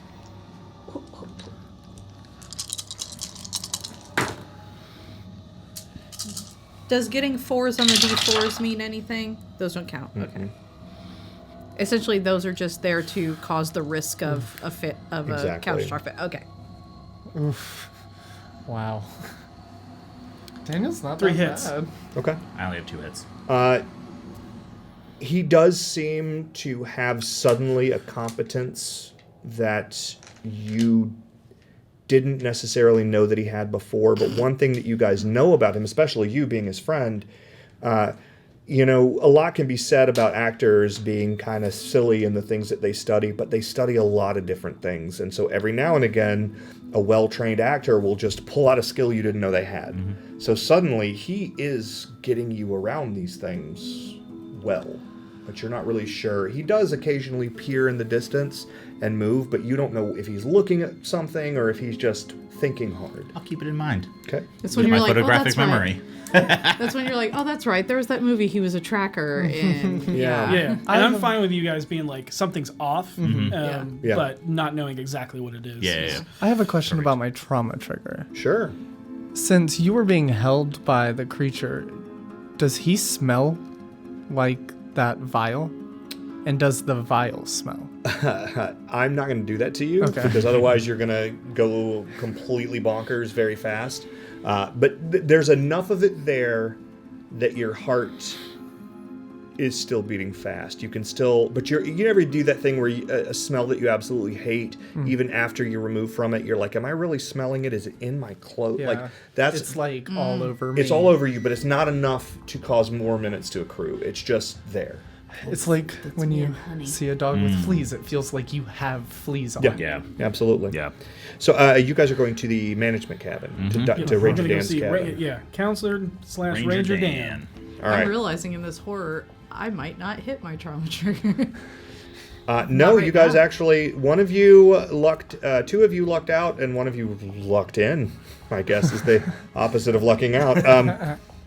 So you guys begin to walk up this sort of gravel path, and because that music is still blaring, nothing is louder than that right now, until you guys get just out of view of the embers of the fire, and you hear several more of those high-pitched whines and those guttural noises, and you hear a huge crash, and that music stops. Go ahead and take a minute. And you are in pitch black darkness except for a flashlight, and you're in complete silence. And we're going to tick to the next scene, so your vision fades.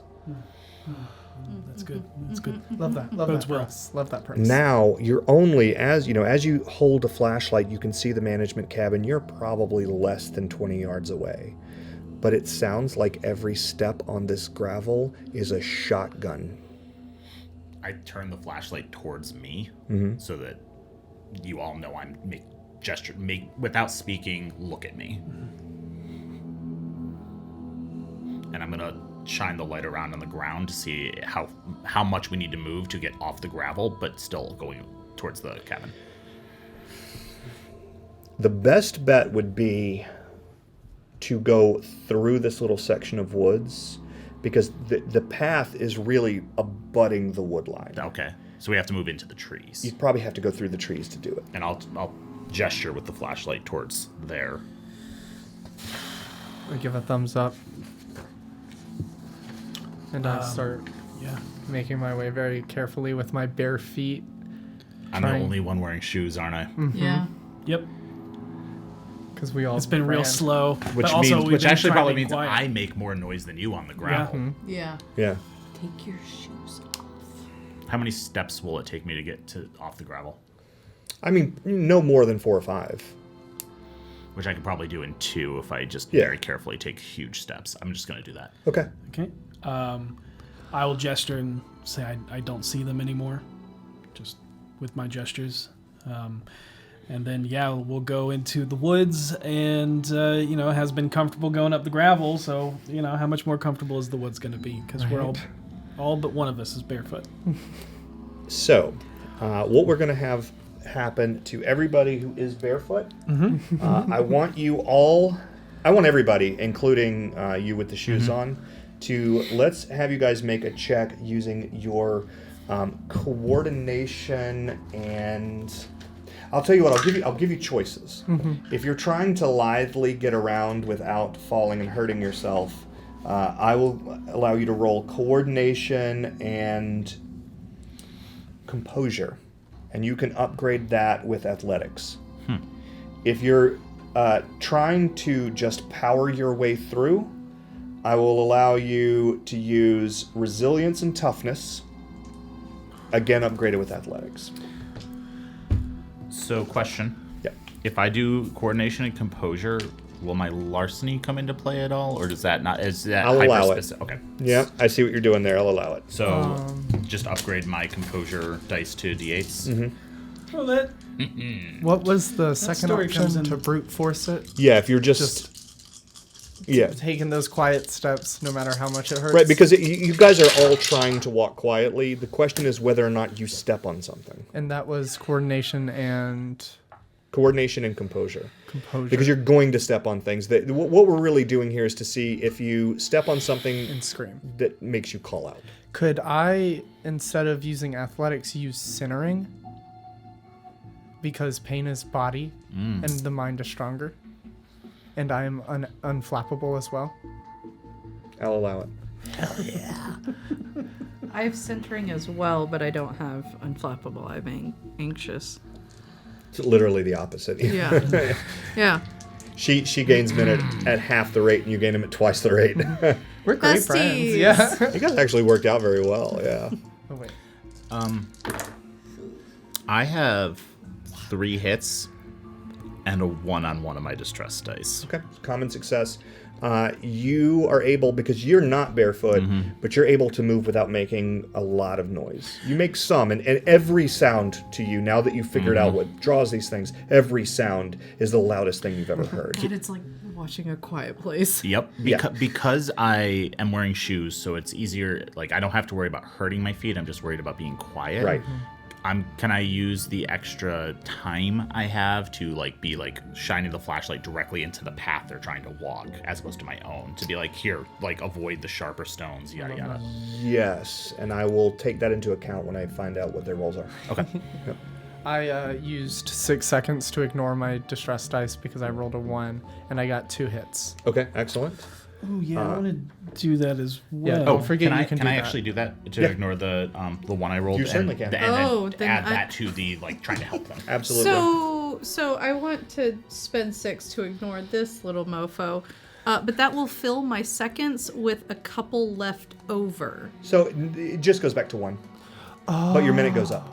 Okay, so because I have 4 left, so I didn't know if that's Yeah, it doesn't replay- continue wrapping. Okay, Once it okay, hits okay. 12, it just goes back to 1. Okay, But your minutes go up. and I am now at 3 distress dice. I just want to point out, I love my game. Valid. It's a really fun game. I And it's had changed a a lot in 2 years. It has. I had a complicated success, but I spent the second too. So regular success then. I had a complicated success, but spent 2. Excellent.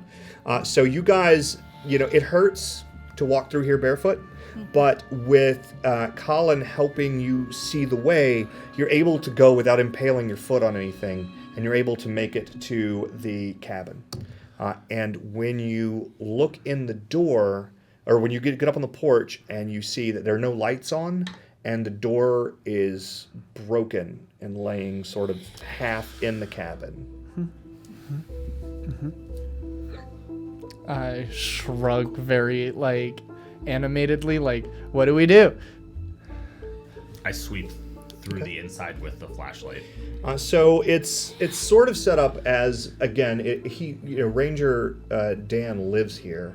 So you see towards the back that there is a bedroom, and you see that without needing to shine the light into the room, you see that there are some very characteristic wet, glistening presentations on the wall of the bedroom. With the Presentations is such a word. Past that. Yeah. Quickly. with the fast light movement, is there a radio? 'Cause this would be the ranger There station, is a radio, but there's no power. right? Because the generator. Yeah. Did you say gender? The generator. God gen- damn it. gen- I think we just created Always the something. generator. Like Terminator, but generator. That's No, I was actually, gonna say generator is what gets me up in the morning. and I was gonna say it's what gives babies their genders. It just, yeah, The generator. the generator. generator. Feed them put 'em through the through it. machine. So yeah, the generator was destroyed, so there's no power coming to the radio. However, you will see what looks like a rifle safe on the floor. It's about yay tall, and it's right next to the radio. Yes. I'm gonna bend down quietly while everyone's looking through the cabin and just scoop up a handful of the little gravel pebbles and put them in my pockets. I know where you're going with this. So when I do the quick sweep to show I think we should stay here and look around, and once everyone kind of doesn't disagree with that and is starting to look in through, I will start slowly scanning. Okay. I'm gonna go past the bedroom door quickly so they don't have to see more detail in that room. Yep. But looking to see if any of those creatures are in here. You don't see anything moving in here except for you guys. There was a fire, but it has been, you actually, as you guide past it, you see it was scattered all over the floor. So you don't know if, you're not really sure what happened there, but everything was sort of pulled out and thrown around. Nothing is on fire, but the fire was disrupted. And you see, again, you'll see the radio, you'll see the rifle safe that he's looking at right now. You'll see a small kitchenette. Again, the microwave has been torn out of the wall and thrown on the ground. The refrigerator has been destroyed. So anything that produced any noise at all has been destroyed. Okay. The fire would have been crackling. I'm going to go to the nearest flat surface, put a couple drops in a slide for my microscope and see what I can see. That's an interesting question that I don't think I've ever ichor. thought about before. Okay, so Looking, I guess, to assist, looking specifically for anything I could recognize that I would have something in my kit that counters it, such as looking for a heavy base in the blood. I would have chemicals that could react. why don't you against give it. me an acumen and wit? You may upgrade with your science. And I just upgrade one, right? No, you upgrade your whole dice pool if you have the appropriate, or not your whole. I'm sorry, not your whole dice pool. Your skills. So however many dots you have in the skill, that gets upgraded. Yeah. So if you have And so I'm 3 doing acumen and wit. Wit. So, that's So just yeah, one. upgrade your wit. Okay. Yeah. Okay. And does Dorothy actively working with this reactivate the smell? No. No, okay, it's good. Okay, good. you like It's just literally little put one dots, drop and then yeah. squish it in the slide. You I have a don't know feeling how stanky it if you were is. up there in it, it would be a problem. But Good. this- Yeah, I'm specifically like away from everybody else. No. Good. I got 3 hits and 1 on my distress. Okay, so you don't immediately see anything that would, like, there's nothing that's going to be incredibly reactive with this, but you definitely do see that this is corrosive. In fact, it's already starting to eat through the slide. Perfect. It's not like Taking fast. the slide out All right. before it damages the microscope. But immediately your thought is wounds that are caused with this sort of corrosion, if it sticks around, like you've got something in your kit that can neutralize that. Okay. So if I had succeeded in my follow-on roll from the bite, you would have been taking damage over time. You can stop the damage over time. You can neutralize the acid. Yeah. Good. We're all in the cabin now, moving around. Is the floor creaking at all? I'm just standing here listening. It is creaking in a way where you feel like if there were one of these creatures in here, now that you've seen that it would destroy the fire for crackling in this enclosed space, if it were in this room, it would be on you immediately. But it doesn't seem to be attracting anything. You're not hearing those sounds. I'm not here. So it's not traveling. Yeah. The sound isn't traveling. Yeah. Okay. Yeah, once I heard a creak, stepping wise, I would have lightly tapped until I found the cross beam and then walked along the cross beam. Okay. I'm gonna just gently tap you with my flashlight and hand it to you. And then I'm going to pull the headlamp out of my duffel bag. Okay, right on. And I'm going to put the duffel bag on the flat surface that you were setting up at, just away from you, but like within reach of everyone. And I'm going to put the headlamp on and turn it on I will point towards with the flashlight. towards the gun safe. Yep. And I'm just going to nod, and I'm going to do the key motion, and then I'm going to gesture towards the bedroom, Okay. and I'm going to head that way. All right. And I'm gonna pull the dumb. I'm not gonna say loudly, but I'll be like, Dan! And I just turn and do it like this. I'd like to search the cabin for anything that might help Okay. you not be bleeding everywhere. Okay. Should be a first aid kit here. There's also a small, like, Band-Aids and stuff, butterfly things in the duffel bag. Word. Just because I'll say, like, Colin still does go camping. He has a small wilderness Sure. first aid Good. kit, but like, it's not enough to like fix.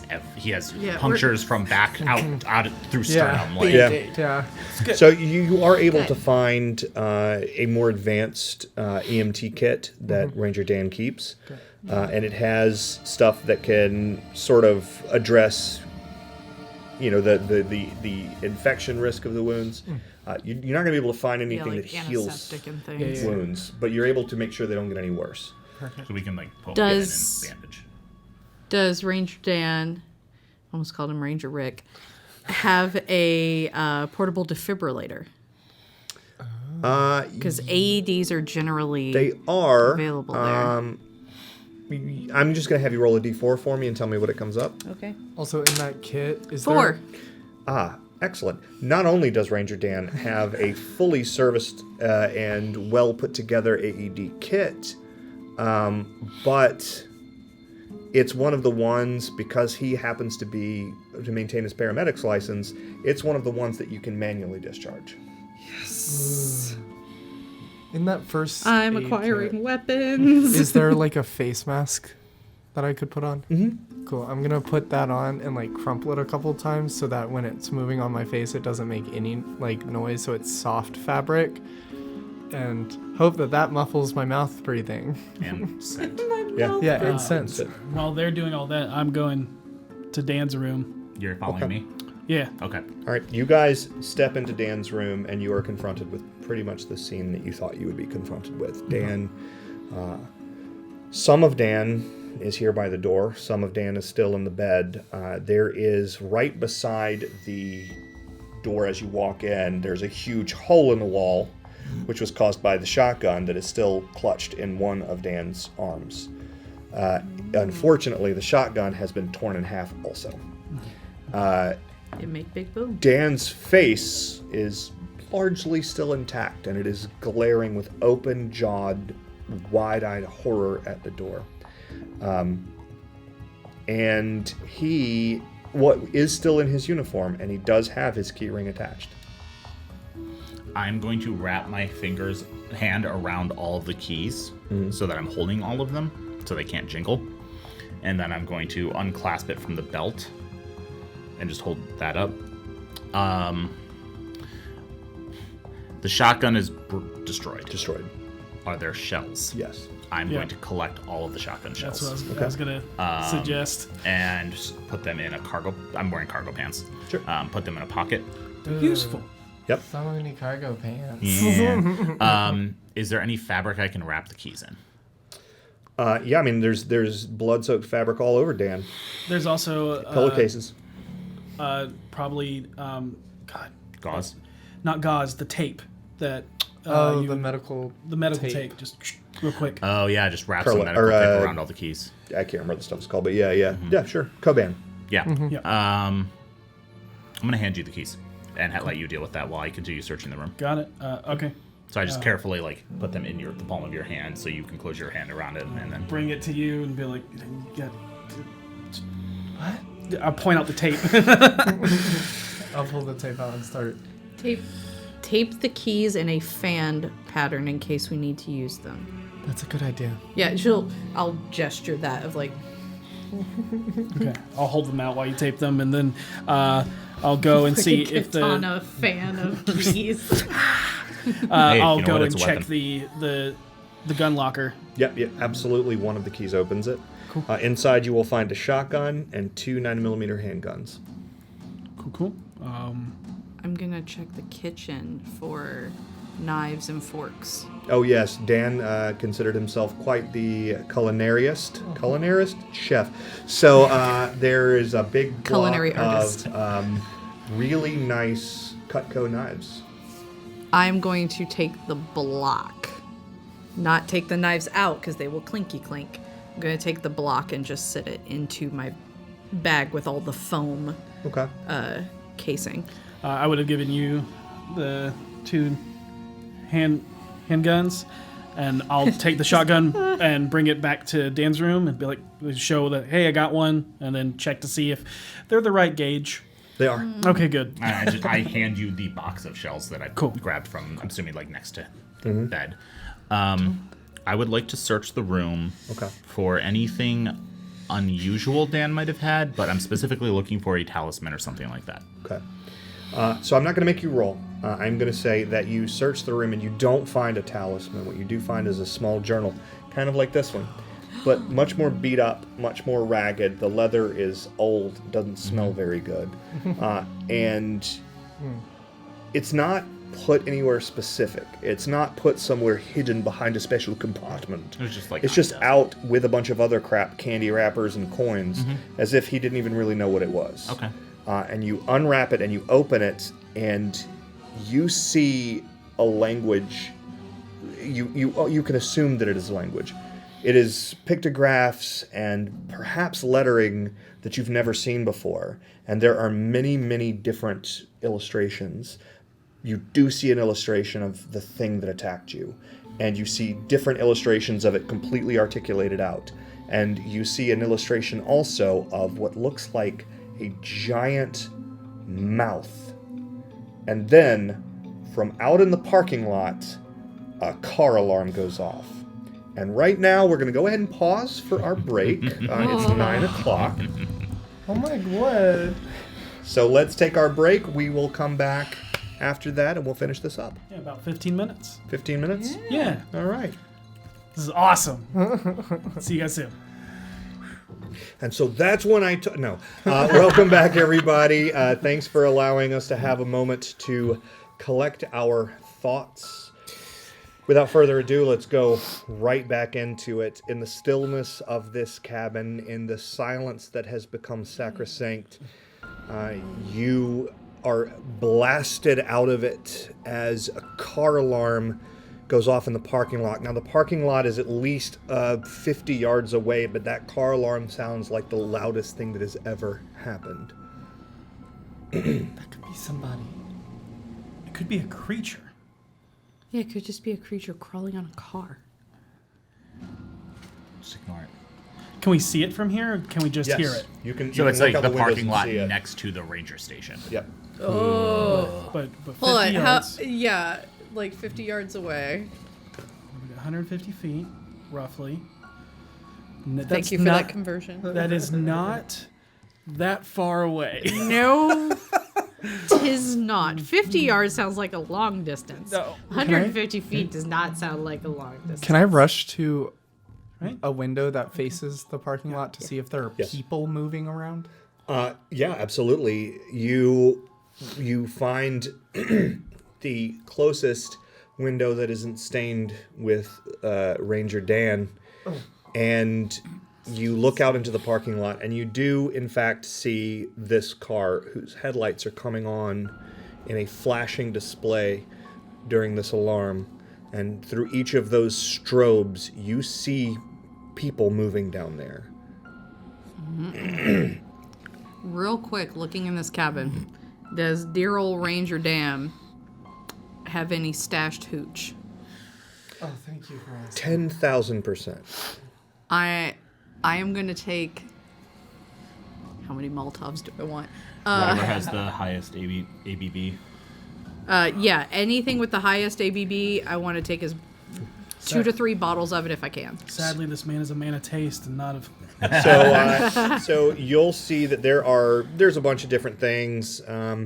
There's some decent scotch. There is some wine. It seemed that Ranger Dan was a Pinot Noir man, as it turns out. But back behind all of the stuff in the front, back behind the liquor, back behind the wines, there are just 2 mason jars. Oh, taking those. Give me your flashlight. Flare gun? He has it. Give me your flashlight. Roll a d4. Cool. And I am going to quietly try and open the window. Did you roll a 1? Yeah. Just means that there's no flare gun here. Oh, okay. I try to open the window, Okay. and I'm going to click on the flashlight and start wildly waving it towards the car. So that Okay. it's very distinct that it's a person waving it. Okay. That's cool. So 3 of these humans, these people, it's weird how I said that, right? 2 of these human people, 3 of these people out in the parking lot do not seem to notice or respond to the light. One, who is sort of crouched down behind the front end of one of the buses, very, very clearly sees it. But you're still kind of far enough that the flashlight plays over the person. As soon as you see that they've reacted, you can't tell who it is. You know that it's somebody that was with you, but you can't tell who it is. And so, you got their attention. I'm going to start pulling the flashlight in a pathway towards where we are. Okay. Like guiding them with the light, like Along you the need ground. to get over here. Yeah. Okay. So she stands up.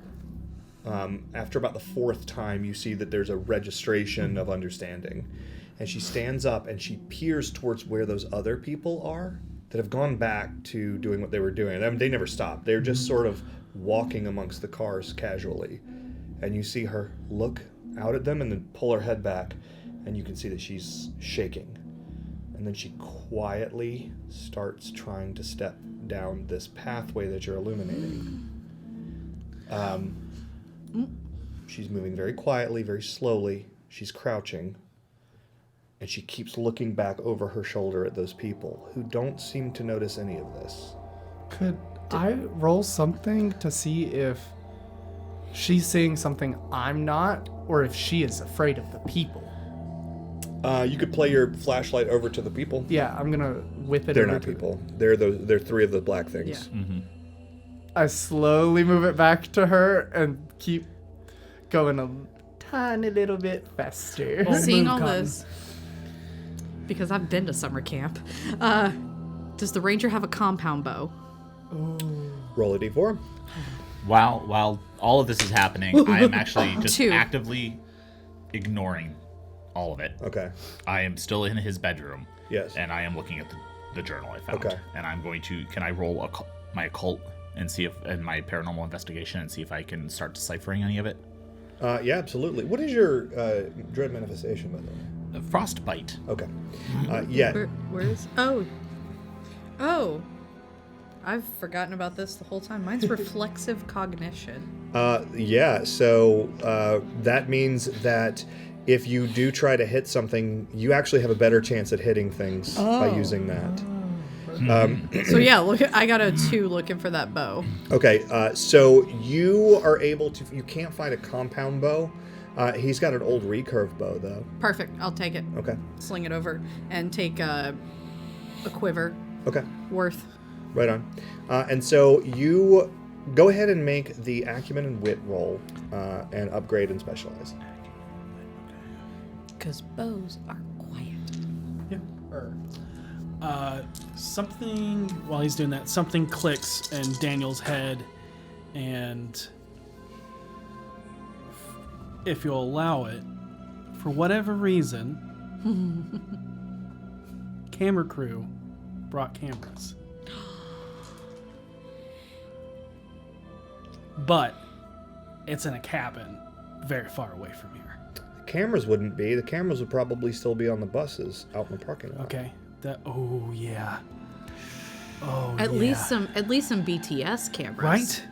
Yeah. And I have something of ever since then.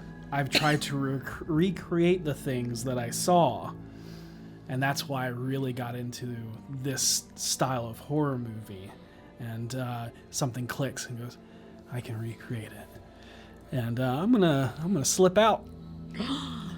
Do we see you slip out? Oh, I think y'all are all distracted. You're looking for a Yeah, bow. looking You're for- in the room Oh and you're my trying to God. help the girl. And you don't know that she's about to. Oh, no. Yeah. Oh, I'm gonna start Marisha Ray anxiety. Oh my God. You guys are giving me anxiety. Yeah. Okay, so you're searching the house for the bow. You find Yeah. it. You're working with the string. You're really kind Yeah. of paying attention to what you're doing. Yeah. You are fully invested in this journal. 3. 3. I'm going to get right back to you. And you are trying to guide this young lady up to the front porch using this path. Okay. I've run this story many times. This is my favorite version of this moment. Oh.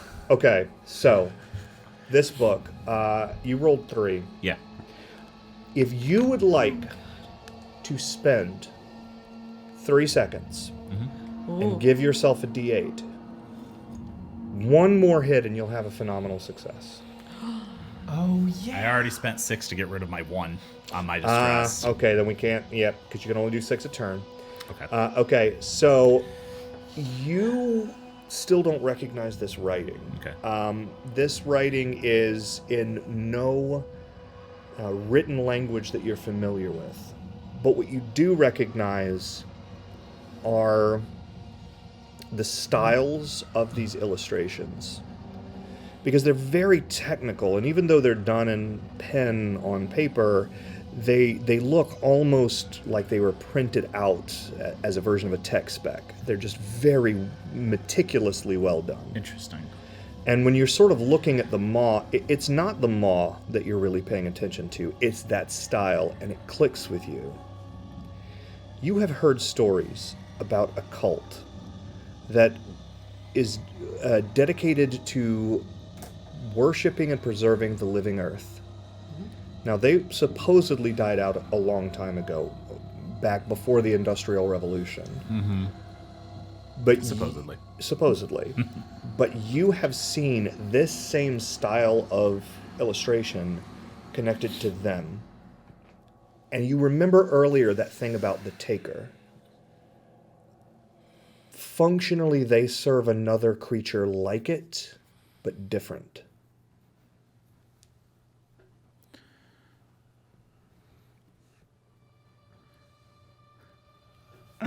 Can I continue ignoring everything else around me and do this again? Take another turn to roll again. You can start to roll again. We will have to see if you're able to ignore what's about to happen. Oh, I don't like this sound. So you quietly come out of the front door, and you're very carefully make sure that the screen door doesn't Like doesn't close, slam. Yeah. You That's go- for the creatures, not because I'm trying to sneak out. Of Right, course. of course. You go down the stairs quietly, and you don't see her because you're very focused on what you're doing, and because he's not. I'm sorry, Raya is the one doing the light. She's not illuminating the girl. She's illuminating the ground in front of her. You can't see it. So when you suddenly step forward and there is just a woman in front of you, you may be able to control your reaction, but she can't. There's just a person here, and she screeches one quick burst and slams her hand over her mouth. And I will give you the course of a short sentence to determine how you are reacting to what just happened.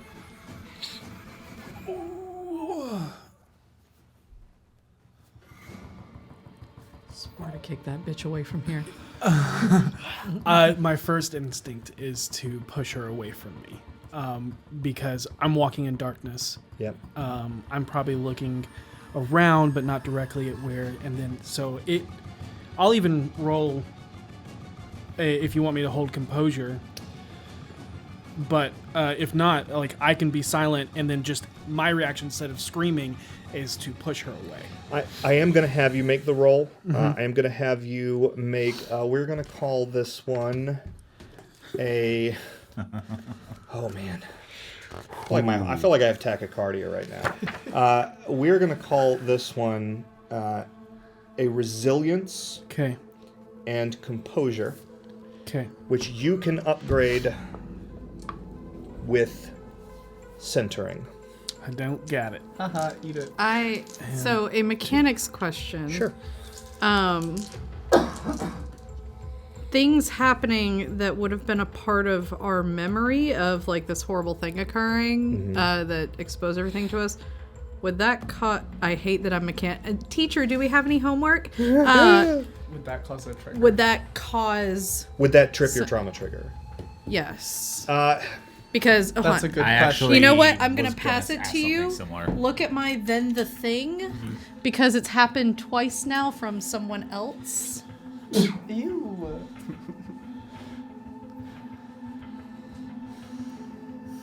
No. Okay. I'm not going to say that because you're the weird thing about PTSD is that sometimes, in fact, quite often, the actual trigger doesn't seem to have any connection with the event you remember being the thing that caused your PTSD.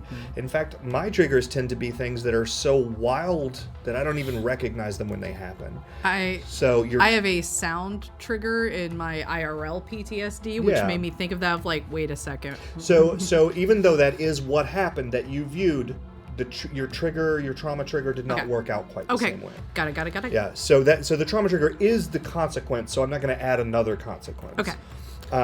But That was also a teacher. Do we have homework? Considering my trauma trigger isn't going to happen in this story. but I'm gonna get. You were already the highest minutes at the table, so I think Yeah. we're good, Look, I'm here for a good Are time, you not a long actually? time. right? I'm not far behind you. Yeah, I'm okay, at- so Before I I'm at roll 1 hour, this, 5. Before you I will roll. say if it's a catastrophic failure, I have a shotgun. And I'm watching this. yes, you're the only person who can see the whole thing that's happening. 2 hits. 2 hits. No ones. No ones. I assume you said you kick her away from you. Yeah. Just push her You- away. That's you- my reaction. Okay. You have this brief moment, a millisecond, where you have to make a decision, and you know what? It sucks, but it's the right call. She's already screwed. She's not taking you with her. Yeah. You see this whole thing. You see this moment where he comes face to face with her. They stop. She does this, and he kicks her in the face and scrambles backwards. And it's that fast. They're on her, and now she's screaming. And now you can hear the sounds, and you can't see it. All you see, I guess you shine your flashlight Yeah, on I'm it, so you still can holding fully the see her flashlight. being ripped to shreds, and she's screaming and reaching out for you. Because of things that have happened in the past, I'm going to ignore it, and I'm going to keep doing my mission. But everybody, actually not everybody, just the two of you will be adding minutes for having just seen that. That's happen. fine. Absolutely. Do we hear this? Oh, absolutely. How many minutes? Just one. Okay. I'm gonna move as far to the back of the cabin as possible, away from the screaming. Okay. Can I roll composure to ignore it and say I didn't even hear it because I'm so absorbed in what I'm doing? I'm not going to make you roll composure for that. You cannot possibly ignore it. You can keep doing what you're doing, but there is a woman dying out there. Like, you definitely notice it, but you Yeah. can just be a dick about it. Yeah. Well, I mean, what are you going to do? You're not really being a dick. It's not like you're going to save this person. I am a strong breeze away from collapsing. Right? and organ failure. of the cabin, like. I'm assuming I have a collapsed lung at this Yeah, point. 84% of Colin's body is Band-Aids right now. So. I will completely ignore it and continue just being absorbed by this journal. So I'll call this an extended roll. Do it again. And I'll say, mine, watching it, I would say it didn't seem malicious. It seemed panicked. And at this moment, it's kind of exactly what he said. It's like, there's nothing I can do unless I want to die too. And so I'm moving forward. So I'm out of the house. Oh, perfect. The light starts following you. So back to you. You remember now. You remember. This cult was a techno-cult of the Earth, which is why you remember it. Because it's very bizarre that an Earth-based cult would also be like technology, devoted to technology. You remember there being stories about this cult where it's been a great curiosity of paranormal investigators, the descriptions of this cult, because the technology that they had when described sounds very much like technology you actually have today. And some of these books are 200 years old, but they're talking about things like cell phones, and they're describing them in a way that some people have interpreted to be similar to these things. And you remember the name of the cult is Core Worlds.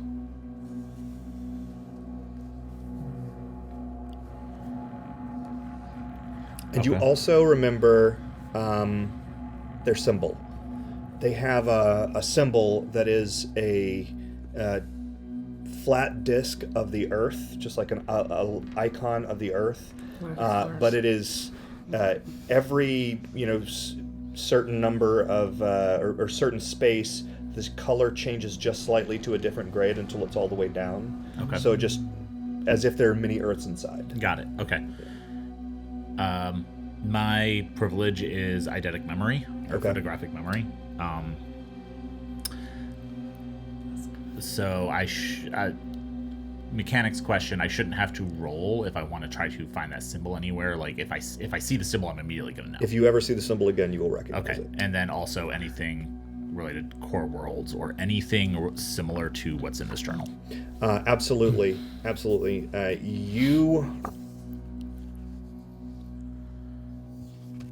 You will also note, because you got an exceptional success, that though this journal seems very old, it seems very old because it's just been degraded and left. It was in the woods, sort of thing. When you look at the writing on the paper, as you feel the paper, this is not 300-year-old paper. This is a really cool journal, but you could have bought it at Barnes & Noble.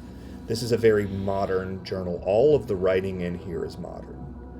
It's written with probably a ballpoint pen. I'm going to look around the room. Okay. And see if there's any handwriting of Ranger Dan's. Okay, I'm going to come back to you. Okay. Ray. I'm sorry, I've been calling people interchangeably their characters' names. We've got Tiffany. Sorry. Thank you. What do I want to do in this moment? So they're all swarming her, and my flashlight is starting to follow him wherever he's going. I'm going to click off the flashlight and close the window and move deeper into the cabin towards the front door area to the front porch. Okay. And just wait quietly, not taking up the doorway, but looking out. Okay.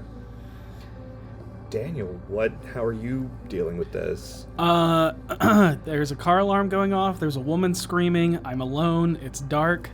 I am very quietly trying to make my way towards where I know at least some camera equipment is. Still going with the plan. Yeah. Poor Trudy had to die for this plan. We got to do it now. Okay. That's the monk's wife. I'm gonna have you, because of this is a place that you're at right now. You're trying to do something that is at best ill-advised. Oh, yeah. So I'm going to have you make a keeping it together roll. That's Okay. running a game for DMs. Everything is ill-advised. That is a terrible idea, but does it serve the plot? And I don't know if you guys noticed this, but when I was looking up the rule for this just now, I was looking it up in this very attractive 224-page hardbound book with full illustrations and professional layout. So anyhow, that was for no reason I brought that up. What I'm going to have you do is I'm going to have you do a resilience and metal roll, which you may upgrade if you have centering. Wow. Metal. Sorry, it's And Yoga what? Besties with Sinner. Resilience? It's resilience and metal. Cool. yes. It's hard to be a stone cold killer when you can't remain stone cold, huh? That's real uncomfortable for you. I love that for me. I love that for you. I'm going to push that. So it would be 2 hits and a 1 on the... How do you have so few dice? Because it's resilience 2 and metal 1. And 2 distress. So is it a second or a minute that would negate the 1? 6 seconds. 6 seconds? Mm-hmm. Oh, so 6 of them? Mm-hmm. Yep. Okay.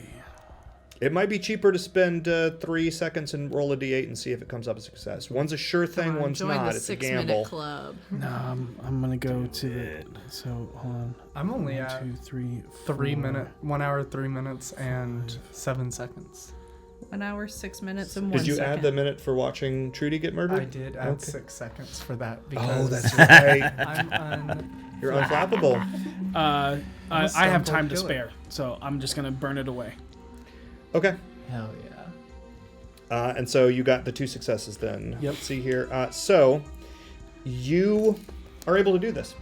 You are able to push through, but this is not a normal thing that you're doing. This is not a humane thing that you've done. No. So you may add a minute to your clock, but you are able to keep it together and move back towards the buses. We're going to come back over to Dorothy. There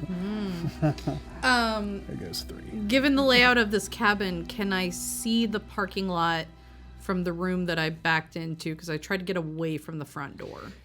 Not really. So you can see through the door, you can see the window that leads out into the parking lot, and you can see the flashing of the lights, but you can't really see, because you're up on the second floor and you're looking down, so it's not really from where you're at now.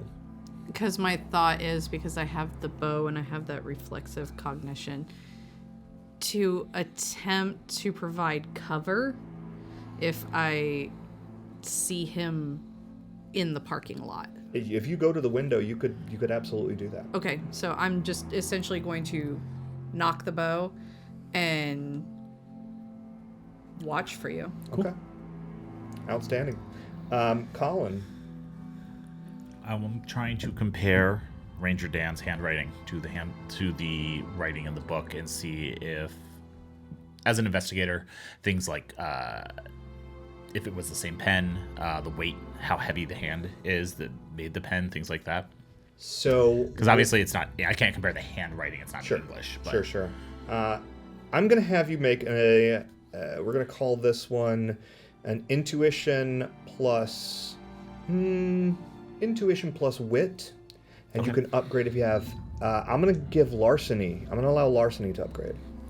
I like that. That's a good roll for me. 2, and then 2, 3 for my intuition, and 2 for my wit. How dense is this forest? Pretty dense. Good to know. I wish 4s mattered, because both of my d4s are 4s. I'm going to spend 3 seconds. Okay. I'm actually tracking them with dice. And that's the 3d12 method. Mm-hmm. Yeah, I like that a lot. And I'm going to add another d8 to my roll. Okay. Yes. That's a phenomenal success. 4. 4. Yeah. And then you just change so the you number are on the able to D12. find some examples of Dan's handwriting, and it's very, very clear that this handwriting does not match. Okay, so the handwriting in this manual journal is extremely concise. Even though they're pictographs that you don't understand, lines are extremely clean, and even though it's not lined paper, all of the text is exactly aligned. It's very meticulous. Whereas the first time you find Dan's handwriting, it is absolute chicken scratch. Okay. But you're sort of like, as you're looking through this letter that you saw that he wrote, you're leaning on the desk, and your hand moves in just the right way that you immediately recognize that as being a false bottom. Just, you being the kind of fella that you are.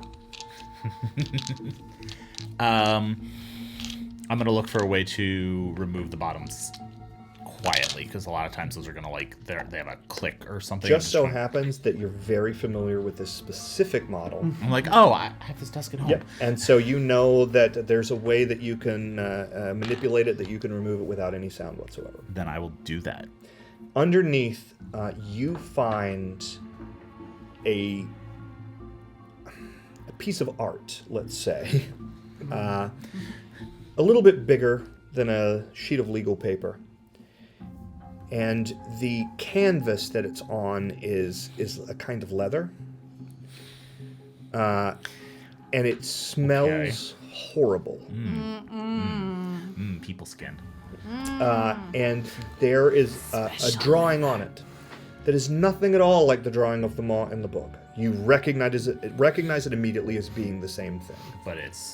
But one of them is very clean and meticulous and has lines drawn away that point to what that is. This is, from the smell, it is not blood that was used to paint this, but it definitely was something. Gotcha. And on this, you see sort of scrawled in this very similar handwriting to Dan's, across the bottom, all hail he who eats. And I'm going to let you digest. Tiffany. Has the woman stopped screaming? Oh, yeah. There's a gurgling noise, if you'd like to put your flashlight back over there. I'm gonna go around the side of the, like, out the front door and around the side of the building, because I assume is the cabin facing the parking lot or away? So the wall that's facing the parking lot is here, and this is the side with the door. Okay, so I'm gonna go out and look to see if they've moved on from her. They are beginning to move on, and I'm gonna watch to see which ways they go. Is the car alarm still going off? Those things will go for damn near an hour. yeah, so it is still going off, but at this point They've lost interest in it. they've lost interest in it. It just because it seems to be maybe it's repetitive or whatever, or they've investigated and don't know what it is. They seem to have left it Hopefully it is. alone. Muffling my footsteps. And that's what I'm counting on as I'm well. imagining you stepping to the beat of a car alarm. I'm going to use that same tactic to attempt to get to this woman's body. Okay. Because if she was in the parking lot, she was probably going for a car, which means she probably has keys to a car. That is a very solid idea. Let's see how it plays out. It's bold move, Cotton. I am going Very bold to, move, Cotton. in the interest of time, I'm going to let you get there. And I'm going to let you see that she does, in fact, have keys. And she's got a key fob, and a little red light is blinking on that key fob. It's her car. I'm going to pick it up and get back to the cabin Okay, but you say I thought you were gonna go ee. and then turn it off. Oh, you're a bitch. Once I get to the cabin. They definitely screech the moment that singular beep happens, and you see their. Oh, actually, you don't see anything because the lights go off. Mm-hmm. You have the flashlight. You're able I to do. hear. Okay, you see. I You do use have the the flashlight. You see that they turn their heads towards it and wait, and when it doesn't make any more noise, they just go on about what they were doing, which is sort of a patrol of some kind. Okay. Clarifying with my last roll, you said I was able to get to the Yes. To the bus. to the bus. Okay, So you're there, but then and you can't see anything. It's very dark. and my I'm gonna say my dark vision just got ruined because I was next to a car with its lights going. Yeah. I am now blind. But if you wanted to, you would be able to at least see them and where they are. Yeah. I think another it's going to be anxiety driven, and so it goes off again. Okay. So is that a minute? It's a minute. Boom. And you now see them. You see your friends. And at the front gate where the welcome house is, you see something. And it is not like everything else. It is huge. And you see that there are actually, at first you were blinded. Now you see there are many somethings. There are maybe 4 or 5 that are circling a larger something. And you're not sure what it is, but it is pure dread power. Do my friends, associates, colleagues, do they look dread imbued? They do, but they look the same way that when you look at yourself. Okay. So the sigils on us are almost just like marked kind of thing. Yes, generally sigils are however your character would perceive them. So unless you have dusk sight, you've never seen them. But if you do, I mean, like for him though, seeing like when you saw the sigils on us, it's just more like we're marked, not necessarily yeah. we're Yeah, a part of it. Yeah, marked. Okay. And you would, you will be able to recall these in a way that you can communicate to people later. To the rest of your horror movie research staff. Yeah. Because authenticity. I'm gonna try. I mean, Okay.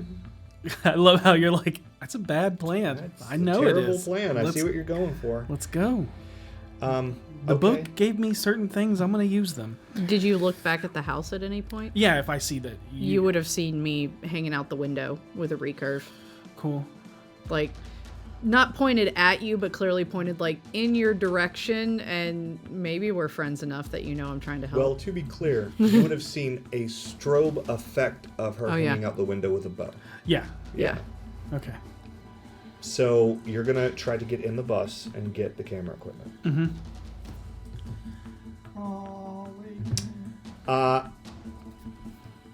Interest of time. I'm not gonna make you roll. I would like you to tell me what you're gonna do. You're able to get one of these cameras. Okay. The others you think you could get to, but they're behind stuff you have to move out of the way. Okay, I just want one that is working good enough. It doesn't have to have an extended amount of time, just enough to get footage. Sure. So yeah, I'll get one camera, and I can see where these things are. You can. Are they close?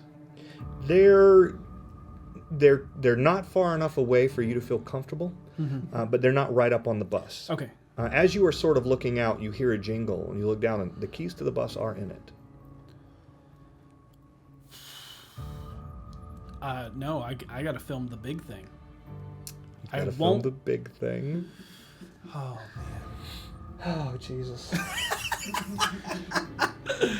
I mean, I could do it. Hey, let's get out of here. No. No. This is great. I just want, when all is said and done, for your character to remember as the lights go out, those keys were in that bus. Okay, let's keep going. I'll leave them in the bus, like in the ignition, so that it possibly a quick getaway for somebody. Sure. I'm not gonna sabotage anything. Are you... So would we see you get out just like with the camera and stay in the parking lot? I'm gonna come back to the cabin. Okay. So I'm gonna let you make it back to the cabin. Cool. Without further incident yet. It's almost like I'm lulling you guys into a sense of security. I'm digging it. Do it. Let's die. I have so much equipment. I will burn this forest down. Well, I do something very openly when he walks through the door. Sure. I'm going to activate my dread manifestation, Janice's gaze. Janice gaze. And I'm going to turn to you and say, when did you decide to kill her? And you have to answer truthfully. Truthfully, and then I panicked. She screamed. It was her or both of us. Okay. That is an interesting use of that power. I think that's the first time I've ever seen that done. I like that a lot. There was, I'll say there was a hesitation, though. A hesitation in your answer, or hesitation. You say there was a hesitation? No. There was a hesitation in my answer for other reasons. To be 100% clear, I want to let you guys know this though. She didn't ask you a question. She looked at you. She said, you can say it out loud for them to hear. Did you answer or not? Because you didn't have to answer.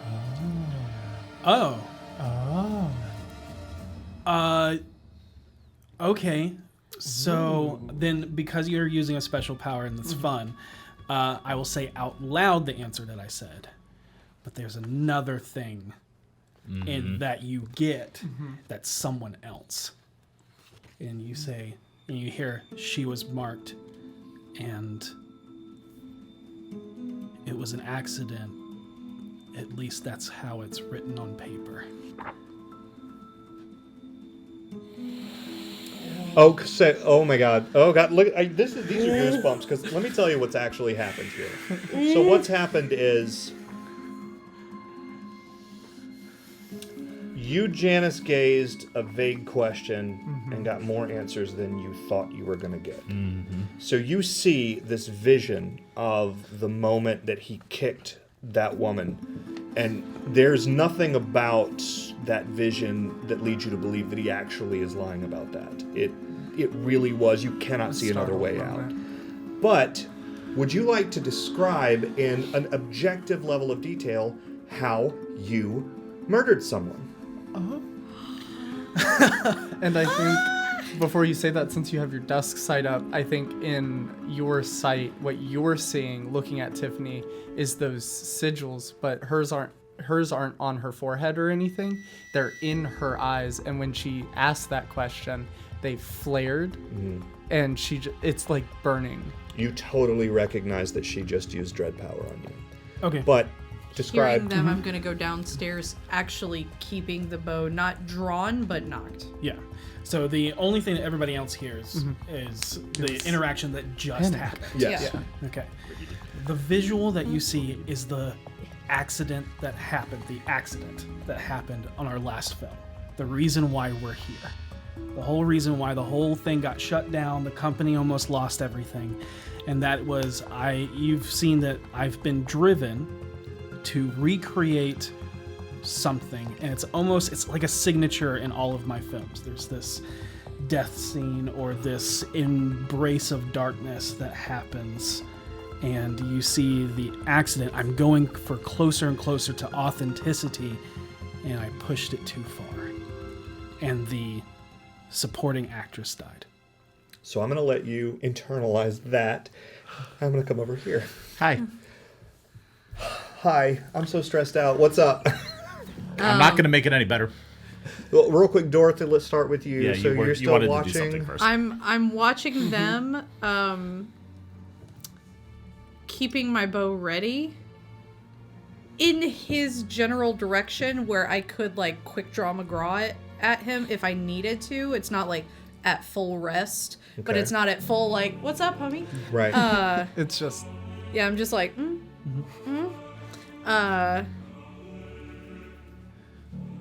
and once like their conversation seems to settle down, I am going to go.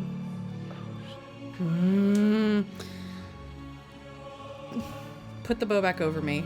Get a mason jar, a scrap of fabric, lighter in my pocket, and the AED under my arm. All right. And I'm going to watch the door. Okay. Do you need a backpack? I'm sure No. Dan has one. No. Tense. Colin. Pad of paper and a pen. Okay. I'm going to quickly scribble down. This because a lot of stuff has happened. Yes. So some of this will happen before he even gets back. Yeah. Right. Scribble down cult shit. Whether it's fully true or not doesn't matter. So I'm partially lying. Run into this before. There's something here driving all this. We need to destroy it. And I'm just gonna put the journal, the pad of paper, and the pen in one of my cargo pants pockets. Okay. And then I am going to look around to see if there is a battery-powered walkie-talkie that would connect with the radio or anything anywhere in the cabin. D4. yes. A 3. Yeah. Okay. I am going to make sure it's off completely. Okay. I'm going to turn the volume knob to max, Okay. and I am going to wait. All right. Okay. All right. So Hi. we're sort of at a free flow here. The group is back together. I think in that moment that you're standing there, and she kind of like blanks out for a second after asking the question, and then her face twists, and she pulls out one of the 9mm and points it at you and said, "This is your fucking fault. We're all going to fucking die, and it's because you can't control yourself." Can I say I walked back into the room Yes, at this point? please. And her voice is getting louder. I walk over louder. and I grab the gun so that if you pull the trigger, the slide will not move, and I just clamp my hand over your mouth. I want you to roll a 1d4 just to make sure you don't pull the trigger by accident. A 1. It's a 1. Do I stop the slide? No, because that's not how guns work. in real life. Your head goes. In fact, it doesn't give you any more damage, but it absolutely hurts. Yeah. That hurts like a bitch. And you get shot in the chest. So, what I'd like you to do, we're going to see if you can possibly withstand any of this damage. You're going to roll a resilience and endurance. And you, I'm not going to give you an upgrade. You're not wearing any kind of armor. Oh no! Resilience and what? Endurance.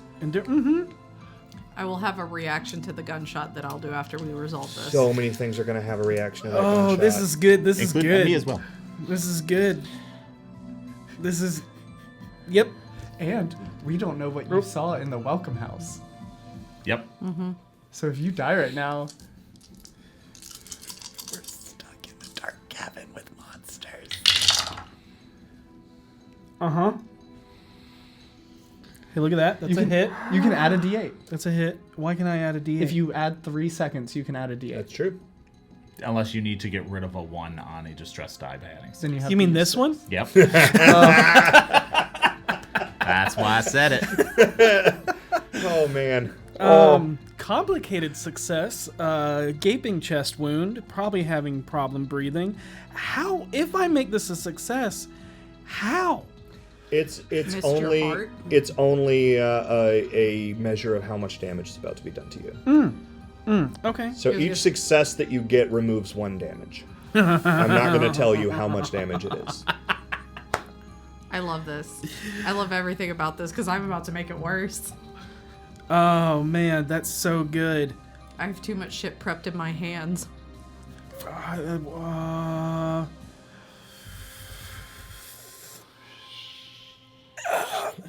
4, 3, 2, 1. I'm taking it. Okay. So that's 3 damage as that's it? you are shot in the chest. It's only 3 damage.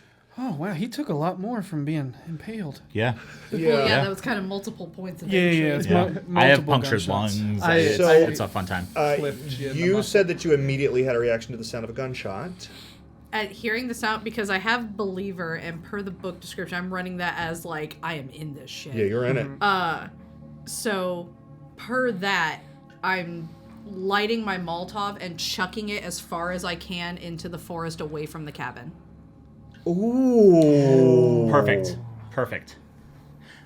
The walkie, I turn it on so it just starts squealing and I throw it in the same direction. Okay. So that it'll sound like someone running and then a boom. And then that's the fire is going to spread quickly. That's why you asked if the forest was dense. Mm-hmm. And it's going to create a lot of sound. Mm-hmm. That is brilliant. I've never had anyone do it before. So, yeah, so We need that you, gif of that's marriage, bitch. yeah, you chuck the Molotov, and it does shatter, which is a sound, but you immediately recognize that that's not going to spread fast enough for what you need to happen now. So you're like, wait a second, the walkie-talkie, and you put it on chirp and throw it, Yep. and by the time it's At engulfed max in volume. flames, then the fire will be so huge. So, here's what we're going to do, because 2 large sources of sound just happened, Yep. and there are 3 of these creatures. So what I'm going to do is I'm going to have Tiffany and Daniel and Dorothy each roll a d4. I was gonna say, if I may bargain, GM, there was a loud gunshot and a screeching noise going out towards an explosion. Away from the gunshot. You're towards assuming the they're explosion. smarter than they are. Okay. Well, my thought was of chasing sound. Sure. There would be a Doppler effect. Let's see how these rolls go. 3. 3. Yeah. Bye. This side of the So- table's good. And we're outside and they're inside. Let's go. So one of them immediately peels off towards the walkie-talkie. The other 2 were already so close to the gunshot when it went off that they were on top of these 2 before that happened. So, Colin, how are we reacting to this? There are 2 of them now on the porch. And we would both be outside on the You're porch as outside. well. They don't seem to have They paid were any on the attention lawn. to you. We were up on the porch. Yeah. So we're probably, what, like 20 feet from them? Yeah. But they're heading towards the door to go inside. Well, Yeah. we're. They're Russian. Yeah, they're rushing towards No, the they're origin of American. the gunshots. I thought you were a lesbian. Sorry.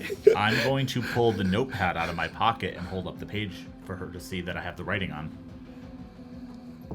Okay, can I quickly try and recognize that with my occult? Which page are you? The cult shit I've encountered. I've Oh. run into this before. There's a source of that's causing all of this. We need to find it and destroy it. Okay. And I'm going to slowly start backing off the porch. Okay. into the grass. How fucked are they? Like, It's hard to tell. well, because my thought is the two that are on them now. Would I consider them a lost cause? Would you? Depends on how fucked they are. Well, you saw what one of them did to him. There are two of them, and they are rushing towards Tiffany and Daniel. Daniel has just been shot. How far away are they? From you? And keep in mind, Daniel has a shotgun and Tiffany has 2 9mm. Yeah. Yes. They're only about 20 yards from you. No, from them. Oh, the creatures? 15 feet and closing. Second Molotov. On the creatures. You did say there were 2 mason jars. Okay. Well, what I need you to do then is I need you I have to... the reflexive cognition. That's actually, that is helpful. Okay. Before you do that, though, I need you to roll a 1d4. Do you hit us? Or do Yeah. you drop it? 3. Excellent. Actually, wasn't whether she hit you was based off of her skill. I wanted to see if she understood splash radius. Yeah. Yep. So you may make a roll using your coordination and your We're putting you through the ringer tonight. This is unbelievable. This is one of the Since best. This is one of the best episodes. Since I I've have ever run. science, would I get a good idea of like the reaction radius? combustion reaction? Yes, that's why Okay. you didn't land it on top of them. Okay. Coordination and toughness, and you may upgrade with marksman. I'm just upgrading with science, and then 3 distress dice. We're gonna do these because y'all been bad. So, out of curiosity, so being a believer, I get half cost to dread manifestation That's right. stuff. So you add 6 seconds instead of a minute for reflexive cognition. Oh, I should not have rolled, because what that does is you can spend a minute, and since this is an area effect thing, I'm going to let it work against both of them. I don't get to upgrade any of my dice for my defense roll. Okay, so I spend 6 seconds. Yep. And And functionally what happens is you almost read their thoughts to know where they're going to go the moment this thing hits them to try to get out of the way, and you put it there instead. Okay. So I got to re-roll with only d6s. It's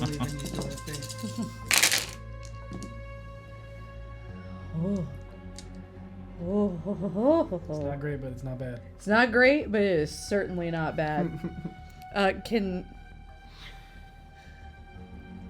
Oh, this is one where we don't have DC, so I don't have to worry about getting more. Right. Yeah, so that's 2 hits with no failures. Okay. One of them does get out of the way. One of them... Because she used her dread manifestation, does that mean she can't spend minutes to roll extra dice or anything? No, she gets spend seconds. You can add more successes. Oh. If you spend 3 seconds, you can add a d8, and if you spend 6, you can add 2. That's right.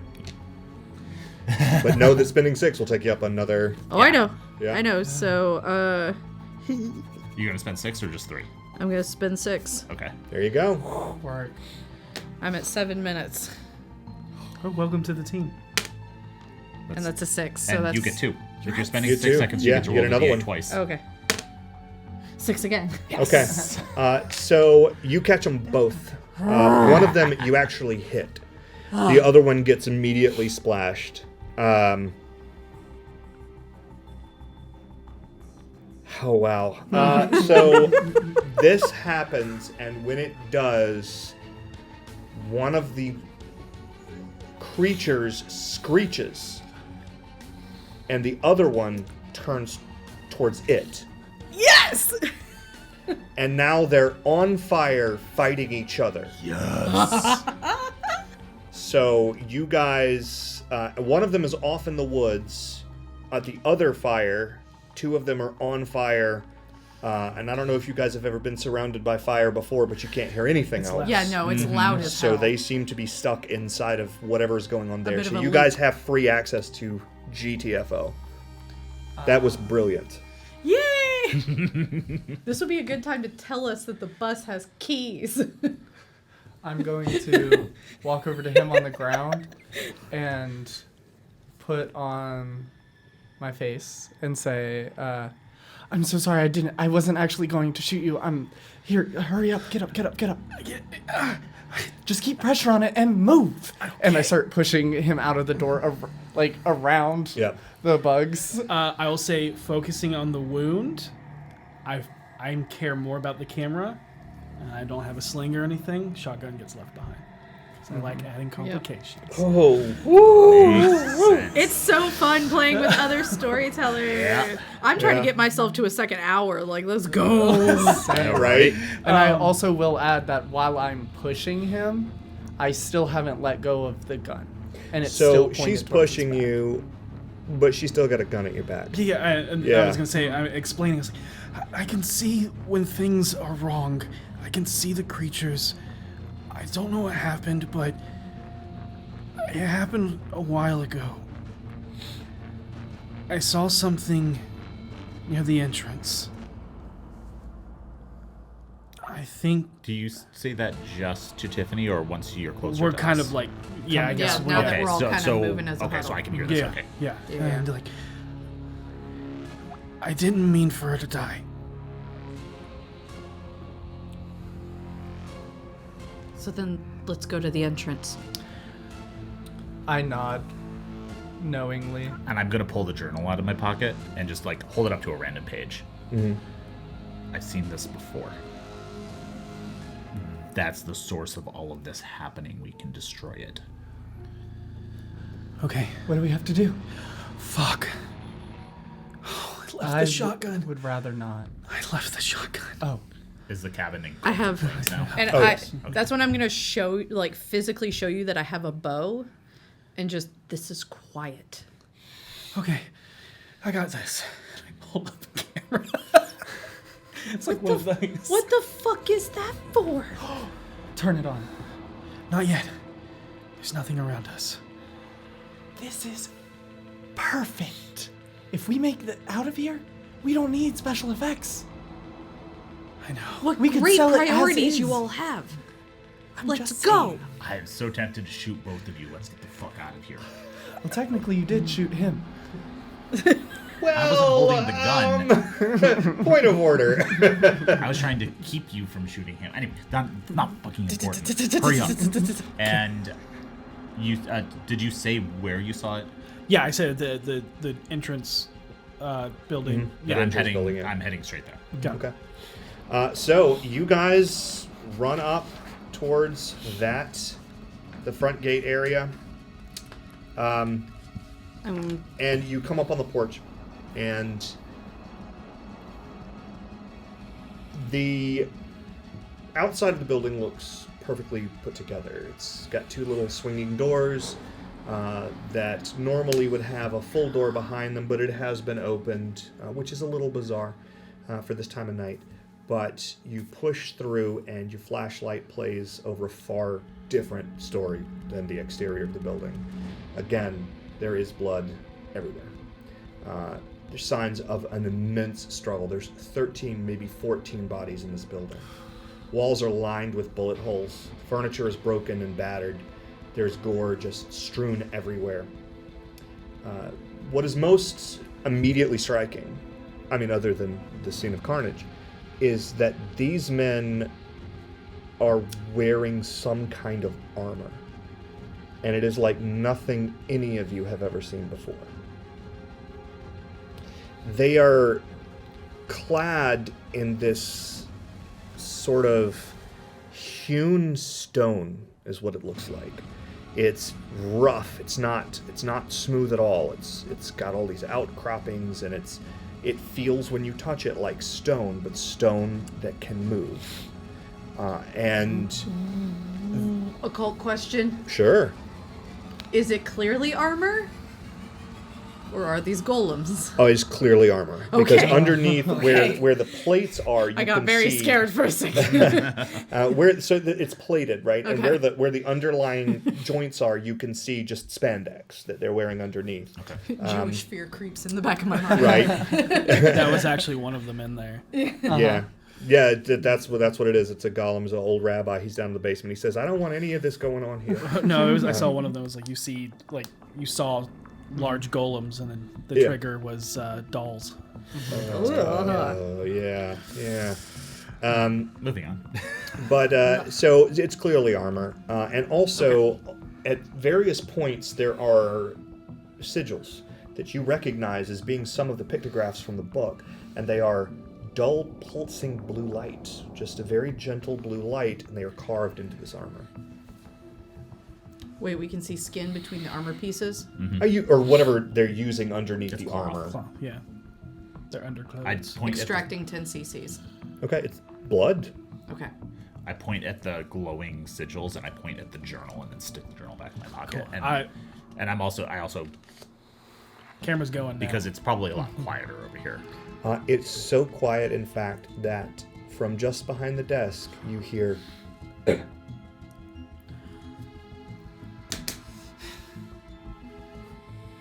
And you peer around the side of the desk, and one of these armored people is holding Not. right around here where a shoulder and arm used to be, but it's been torn off, and he's clearly bleeding to death, but his helmet is off.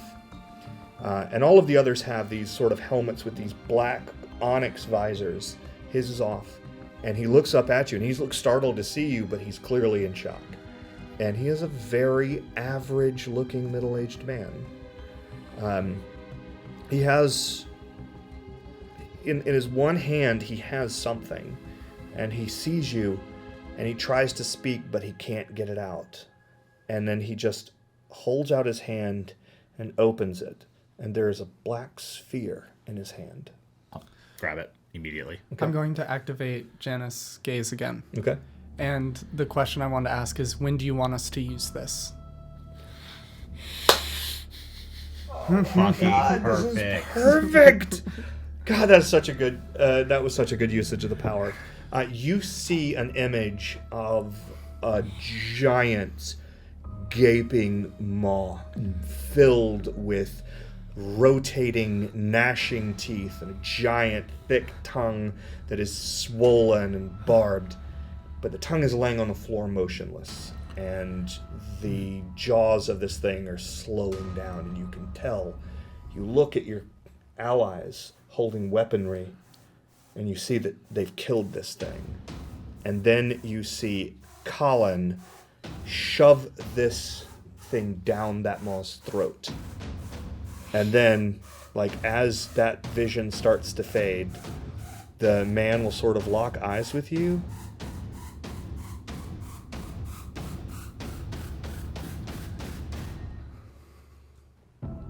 Then he dies. I pat him on the head. And I'm gonna pull the journal out. And I'm gonna take the ball and just stick it in my pocket for a second. I'm gonna find the diagram of the maw and hold it up. And I confirm it, and I point to the maw, and I signal throat slit motion, and then I point to I the pull ball. that back out, and I'm like, I just nod, like, yep, yep, same page. Did the big figure that a lot of people were around, did it look like this big nasty maw? Or was it indiscernible? Oh, it seems a lot like probably what you saw was this and these guys fighting it. And then I'll put both back in pockets and then go, It's weird though. This must have happened very recently, but you didn't hear any gunfire. That when you were originally describing that, so I was like, okay. Are we in a new scene? Yes. No, okay. so it goes away. Uh, You're just gonna reactivate I'm gonna burn it. Burn it. Let's Yeah. bring To that 5. distress to 4, baby. Baby! Baby! Ooh. So, Dusk Sight. looking for this large creature that I'm afraid is invisible. It's probably not invisible. Okay. What you are seeing is there is a door behind the fellow who just died, and you can see that beyond that door, down quite a ways, is where this thing is. So the assumption would be there's probably a flight of stairs past that door. Is this creature alone? It's hard to tell because it's so bright, but Okay. you don't see anything else specifically moving right now. Correct.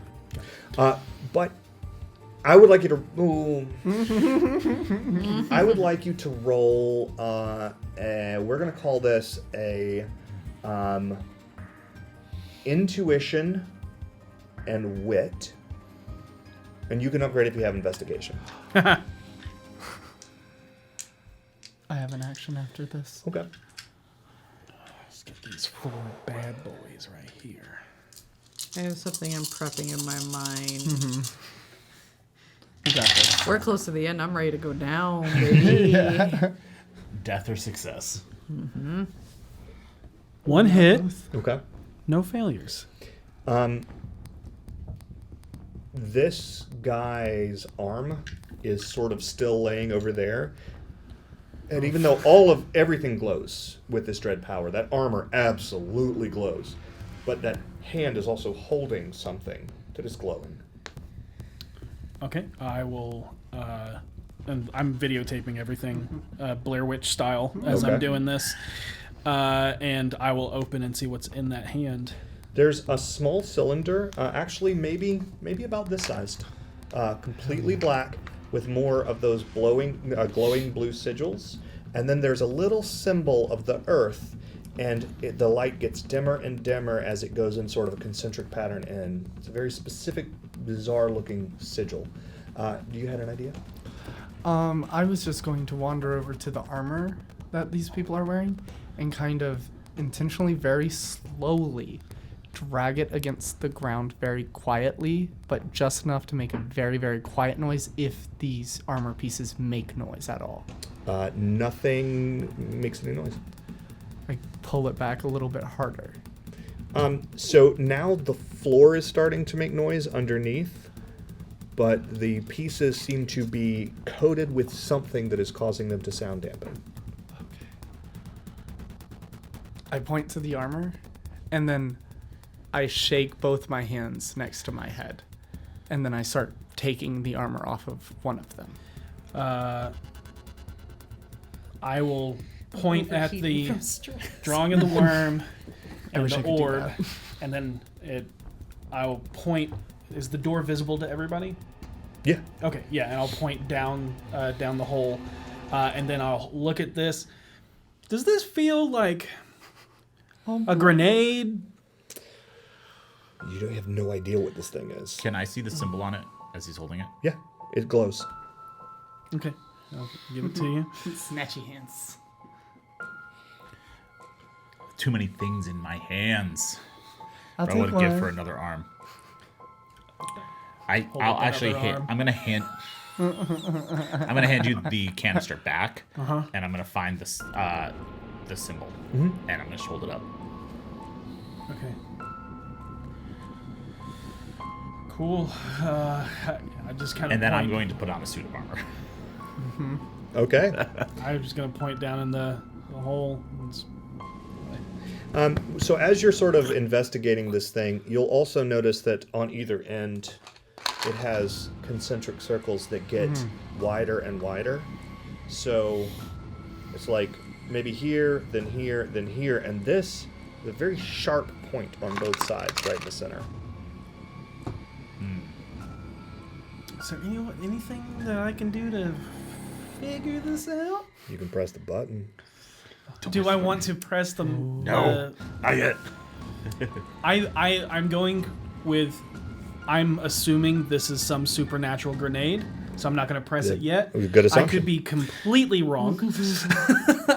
Could I look at those symbols with my general understanding of the occult and see if I can recognize the symbol? Oh, yeah, why didn't I roll? Yeah, like you guys as certainly something can. concussive May, or may I something? also roll? You absolutely may. Let's call this one an acumen and wit, upgraded Oh, shit. with the things that you guys have. All right, so we have I'm 1d6, 3. Going to These. turn on, but they take about 2 minutes to charge, so I'm gonna start the AED charging. Okay. Okay. I took a 6-second hit to add 2d8. Excellent. I'm adding 1. I love this. Oh, wait. I also have Worth 2. it. Are there any? Oh. Were they only fighting the worm, or are there anything else here that was For like copyright reasons, they're not fighting the worm, they're fighting the maw. the maw? Okay. I didn't. Okay, sure. The maw. Yep. We're not fighting anything that would be in large mounds of sand. Are there minions that are dead that aren't the armored people? No. Okay. Not They that you go, can see. Okay. So you got 4, and I got 3 hits and 3 ones. I think, I so- think those are the only ones that matter. They surely do not. I am cursed. yep. Yep. You, You surely are. So that's a complicated success, which I would say in this instant means that you recognize it immediately as being a dread artifact, which is a thing of phenomenal power, but you cannot initially figure out exactly what it is. You, on the other hand, there's something about one of these sigils that traces back to an old Proto-Indo-European word. And just as a hobby, you know a few Proto-Indo-European words, and you know the word perkunos. And you're like, why would that be attached to this weird cylinder? And then you recall a story of a godlike lightning bolt, a spear that would extend from the palm of certain warriors of the core worlds. And when used, it was a double-headed spear, and when used, it could call down the very power of the god of thunder himself. I'm going to hold out my hand for you to give me the canister back. Sure. Actually, hold on. Mechanical question, hand to hand. Is that fists only? Fists only. Cool. All right, I'm going to keep it then. I've good strength rating. I hold out I my mean- hand and I point to the pocket with the orb, and I point up to all of your injuries. Yeah, I hand you the orb. Okay.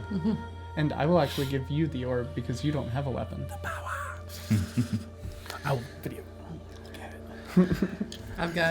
I'm dual wielding defibs.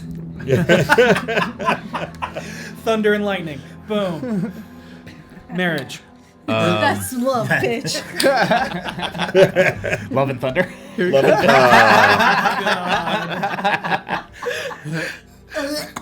I'm going to go open the door. Okay. So Colin takes this canister and looks at it with something approaching recognition and walks over to the door and hands you the talisman, right? The black Yes, orb, Tiffany, and the then talisman. I hand it to him. So Daniel now has the Yes. talisman. I just have to make sure I'm tracking who's got what. Because I have 2 guns, you have a bow, you have a lot. This and I also have the defib turned up to max. All right, so you guys go through the door and down into the next room. Okay. The talisman orb of maw killing. Get these Damn, fuckers Mom. back. As you guys open the door, there is a scream from below, a blood-curdling scream and the sound of bones crunching, and the scream silences.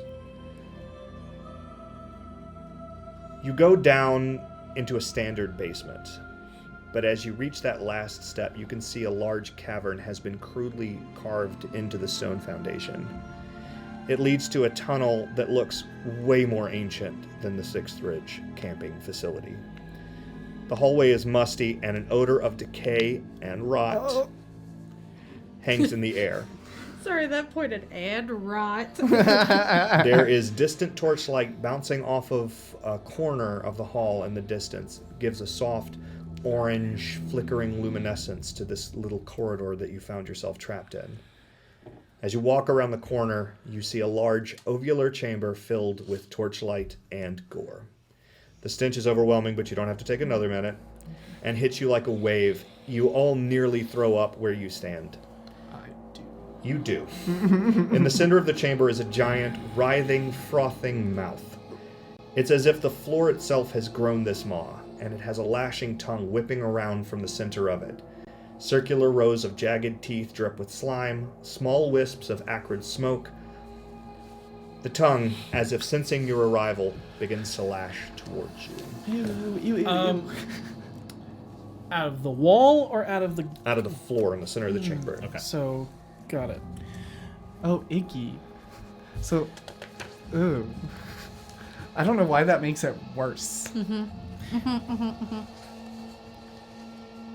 Got it. Okay. Okay. We were thinking the same thing. Let me get out my combat cards.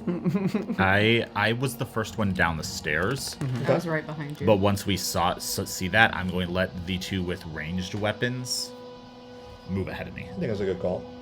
And I want to make it clear that I did shut the door to the basement as we went down the stairs because I was the last one down. Okay, I'll excellent. be second to last, filming the other people. So we go down very quietly. You pick up on the camera. What the fuck? So, Then you hear, question.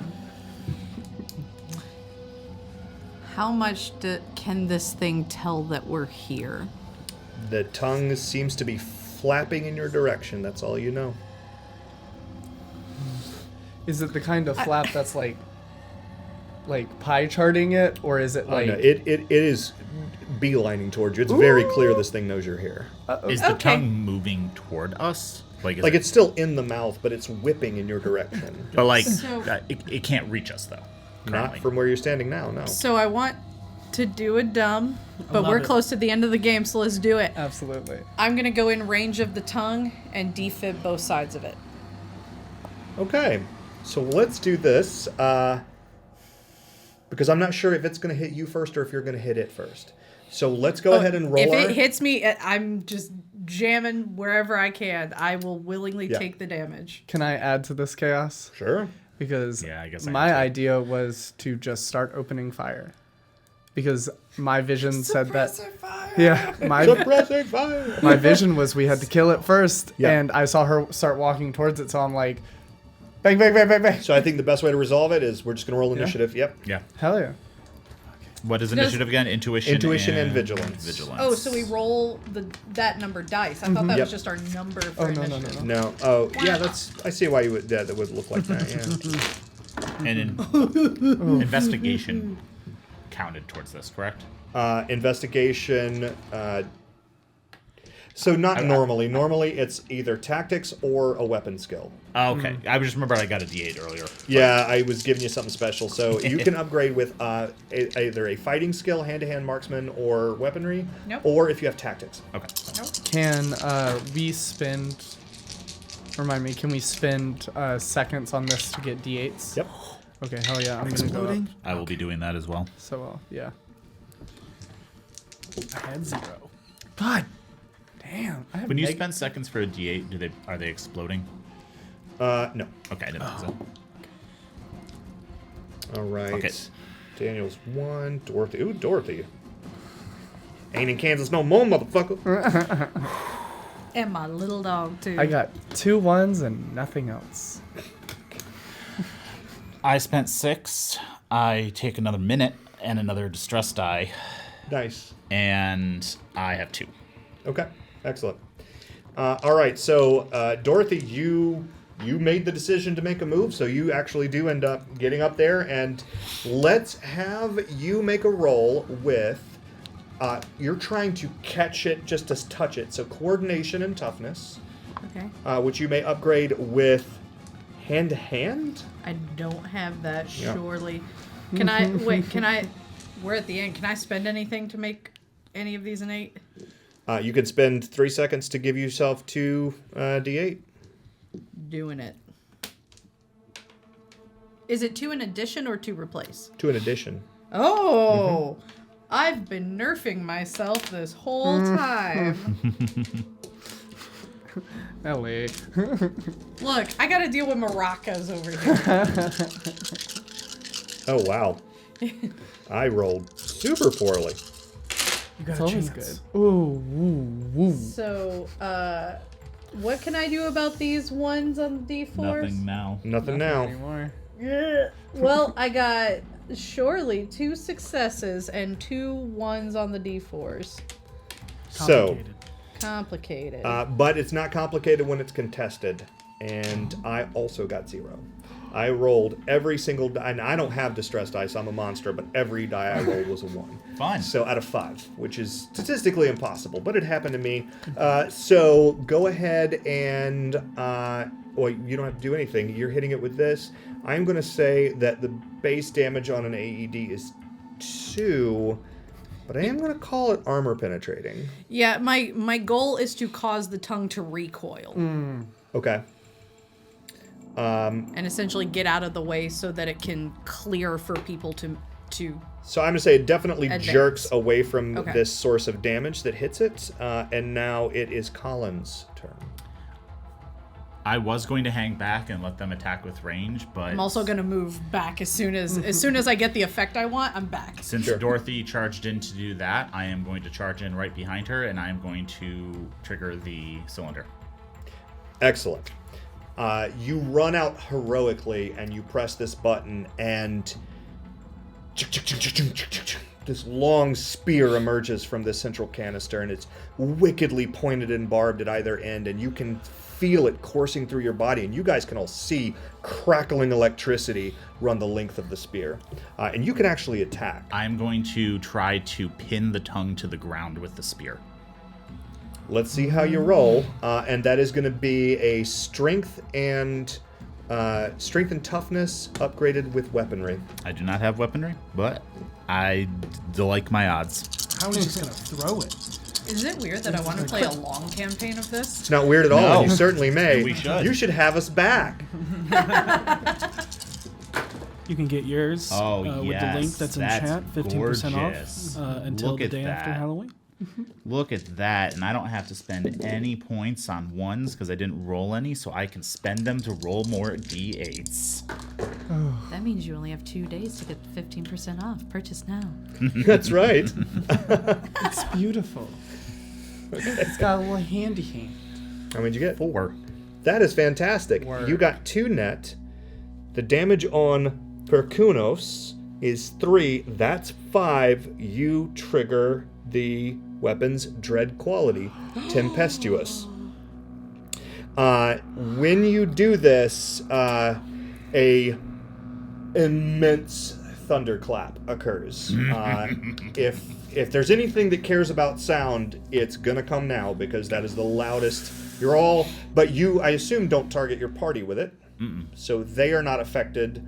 I believe that Tempestuous affects my ability to react to things. Ooh. I'll just look it up in this beautiful 224-page hardback available on drive-thru. What Big enough to fight your own demons. That's with it. right. where would that power be located just so I can read it as well? It's on page 90. Okay. Ooh, I want to read it too, because I have a book as well. I don't want to be a part of the club. No. You can be a part of the club too. Oh, look if at you those go to example drive-thru. artifacts. Those are gorgeous. Blinded and deafened until the Wait, end is this of... picture of the damn thing? That is a generic picture of a spear. That is it, yes. Gorgeous. I love it. I'm so nervous. So you do this, and you guys will see things shake loose from it, and now the tongue fully recoils and is blinded and deafened until the end of its next turn. Am I able to pin it? No, Okay. it's just too thick. Okay, then you just hear me roar as I'm skewering it with this spear. It is its turn, but it is blinded and deafened, which means that it cannot upgrade any dice to try to hit you, but it is going to try to hit you nonetheless. Okay. So you may roll your coordination and reaction, upgrading with weaponry if you have it, or any combat or tactics. I was wondering how a tongue could be blind and deaf, but I have met a few people whose tongue seems a little... Wow. God damn it, Rhea. I'm calling somebody. What'd you you get? 1. Okay. So, a fun thing happens to you now because I did 6 damage, which is more than you've got. Yep. Oh So- no! Oh no! I'm wearing no, this no. armor. I put on a suit of that armor. Oh, you do have the armor, which reduces the damage to 4. Well, you know That what? is That is still- still more than I I have. know. So here's what So- happens. The tongue clearly reacts to this heroic thing that you've just done, and it becomes discombobulated for one moment. And you just stand there like, I did it. I really did it. And then it immediately lashes out and cuts your throat with one of these jagged crops on it. And your blood courses down the front of you. You grab it. You fall to your knees. Ever since that night, you've heard them. They're in the back of your head all the time. But the whispering is so quiet that you almost never recognize it for what it is. But now you stand on the precipice between life and death. And those whispers grow to cacophony. And in all of them, you hear one voice most clearly say, I have a proposition for you. I'm listening. I will return you, fully ready to combat the evil that lies before you. And in response, you have to do one thing for me. Name it. Make sure one of them ends up in its maw.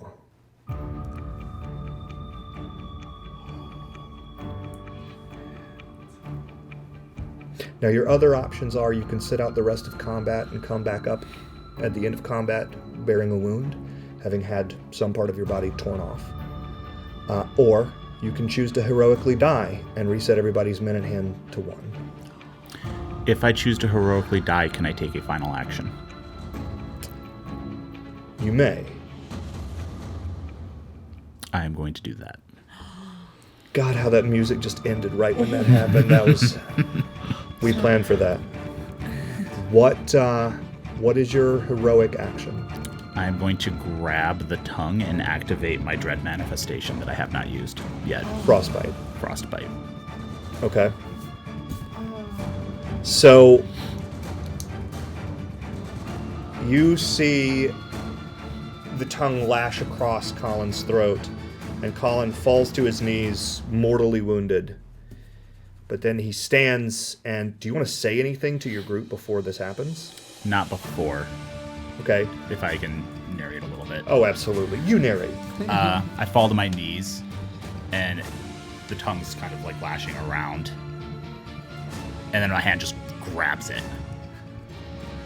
And I activate Frostbite, and you just see it instantly frosting over and freezing in place, heading down towards the maw.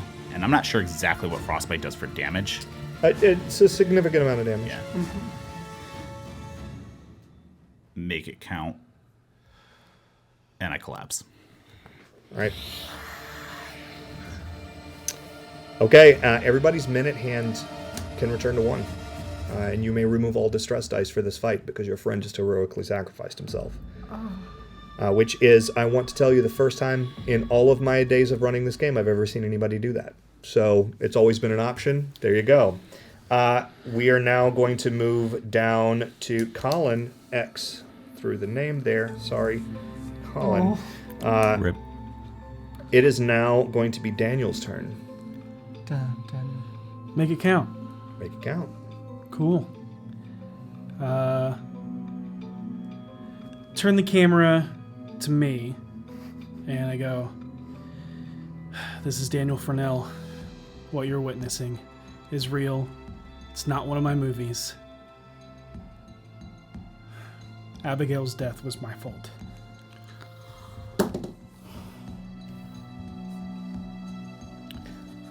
So was Collins. And I'm going to take it, and I'm going to type it. Okay. So I have the Talisman Orb of Maw Killing. Yeah.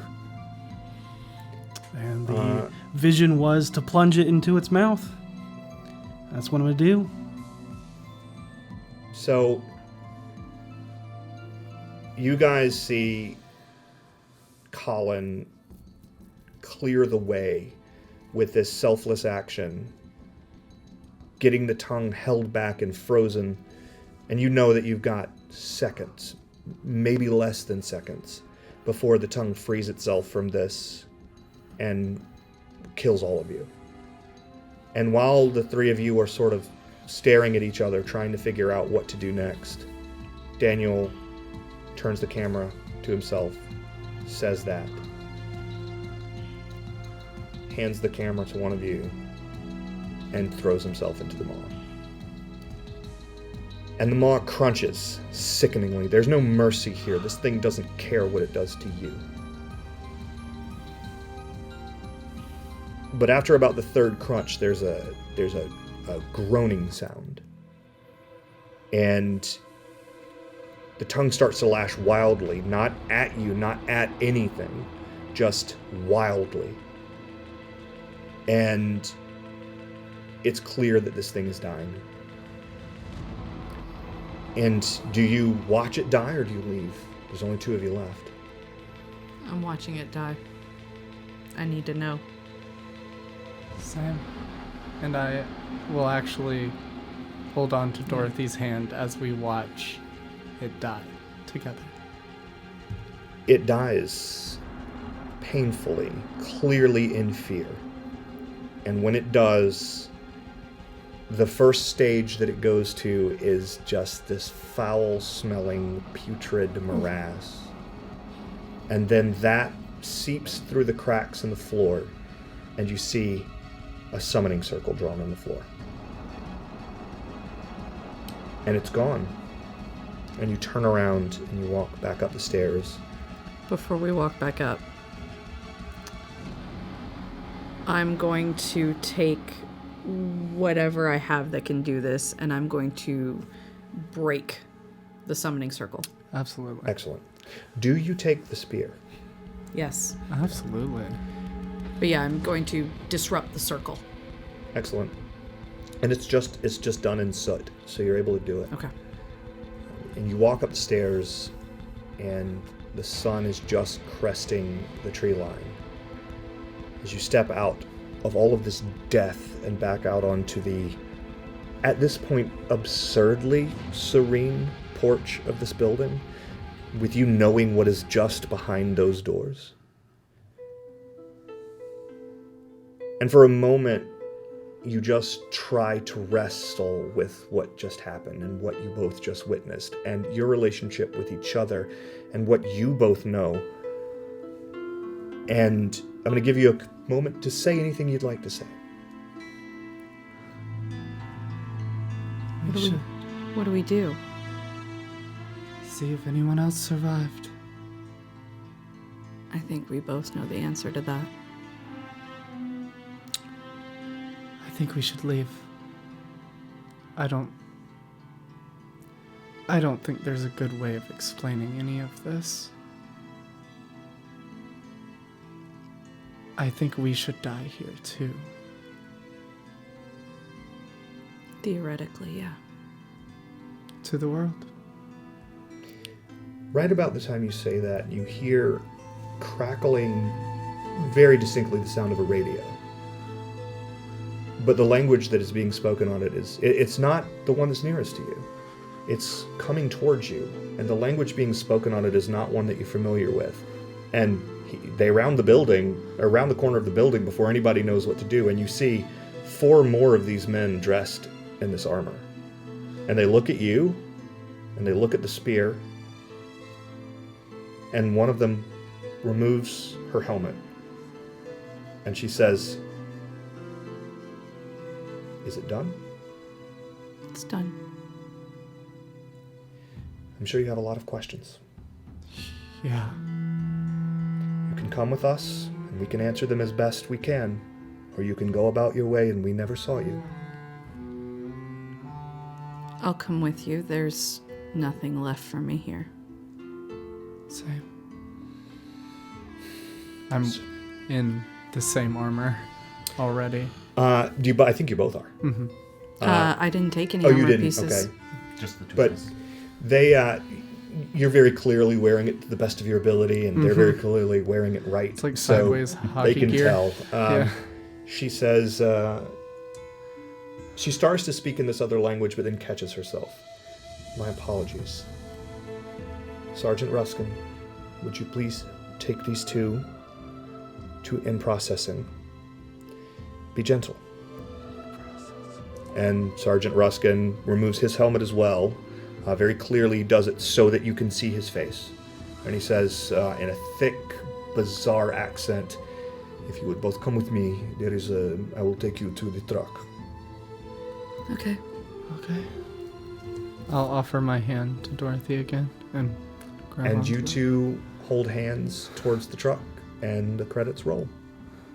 Thank you guys so much. Holy crap! That was finding out at intermission that my brother Jim, who actually wrote this story, is sitting out in the audience, seeing it being run. It could not be any better.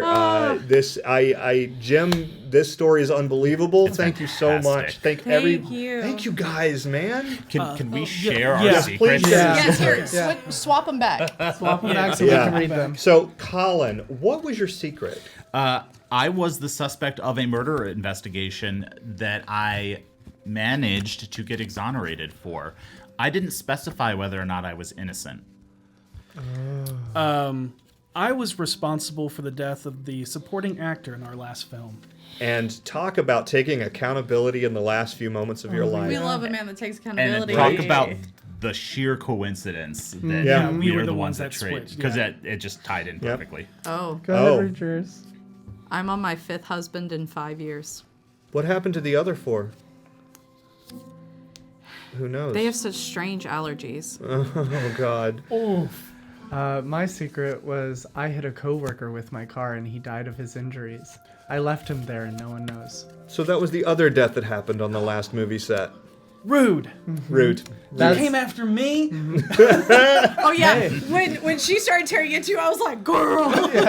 Isn't projection a funny emotion? I'm a politician. Yeah. I'm a hypocrite. All right, everybody. Well, thank you guys so very much for playing with me. Thank you. This Thank you. was Thank you for running unbelievable. this game. This And was for writing amazing. it. Absolutely. And for writing it. beautiful. And Jim, Thank you. You baller. Jim, you That was baller. Scary. So if you guys out there in the audience enjoyed what you saw tonight, please go to Drive-Thru RPG, search The Midnight World.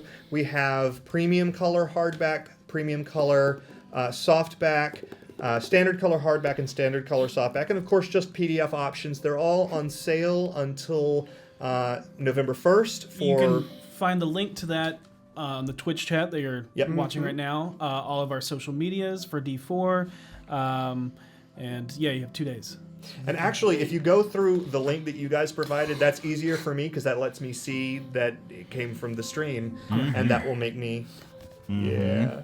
Oh, big I'm not bug. going to show this to the camera because that actually just scared me. I saw that deep earlier when I was dive. flipping Yeah. through. I was like, The oh. art in this book is phenomenal. Yeah. Thank you so much. So we have 3 artists. The first is Lucas Ryan, who did the cover, did the logo, did most of the art in the Stunning. book. Wait, Lucas Ryan, like local Lucas Ryan? Yeah. He's on ATL by night. we know He Lucas. is on ATL by He's our La night. Sombra elder. Yes, he is. Primogen. Yeah. Yeah, he's Primogen now. Lucas Ryan did a lot of the art in this book. Amazing. He's a wonderful artist. Jimmy, I'm going to butcher this, but Jimmy Nies in Holland did a second portion of the art. You can find him. His last name is Nijs. You can search him. He does commission work. He does some of the best commission work, especially if you like horror, that I've ever seen, and he would definitely love the business. And then the filler art, anywhere where I just needed a piece of art to break text, I used Midjourney to generate, but going forward, I probably won't be doing that as more and more things are coming out about the art, the AI generated art. So I'm not sure what we're going to do for We future learn, art. we grow, we change. Yeah, but we still put an enormous amount of work into this book. I hope that you guys out there really enjoyed watching it, This watching was the so system. fun. And also easy to learn. Like, Yeah. I do real bad with having rules explained to me at the beginning. I just, it's Yeah. nothing but, like, beach noises. Yep. But it's really easy to pick it up as you play it. Jesus Christ. Yeah, Sorry, I saw book art. this feels like a pretty thick book, but the core concepts seemed fairly easy. And I like for that- player definitely, but even Absolutely. for a GM. Yeah. I like Yeah. the assistance in character generation. Yeah. In the because you guys didn't see us during the character creation process, there's a section called memory where we roll and it gives us all these pieces of our backstory, and I super love that. Yeah. Because it adds every time you play it's gonna be different. Yeah, so it generates your backstory along with your character sheet, Yeah, which I is very love important that. for us. I absolutely awesome. love that. And it fell in line. I noticed. I'm just cuddling I this came book in at this with point. like a semi-soft character concept before character creation, and as I continued creating the character, I was like, okay, that fits, that works. I love this. Yep. I came in really with like nothing, this game. and character creation gave me everything I Same. needed. I will Same. say, Yeah. having played this before with you, actually, the changes you've made over the last 2 years stuck out as just phenomenal improvements to the game. Yeah. And I think how polished it is, having played it in 2020 and then playing it now and seeing that growth, it was really cool. And then also, like, having a full, I think, because all we had when we played was the quick start. That's true, And yeah. so, like, it's so nice. Thank you guys. Such a big pretty book. Gorgeous. Well, thank you guys very much. Again, I'm James Davey. I am the co-creator and creative lead on The Midnight World, which is available in all of these places we've talked about. Please support us. It is so expensive to make a book like this. Yes, We it have not is. come close to breaking even. Please help us out. And that said, be excellent to each other, and may you always roll with advantage. Good night. Or in this case, with few distress dice. Good night, everybody.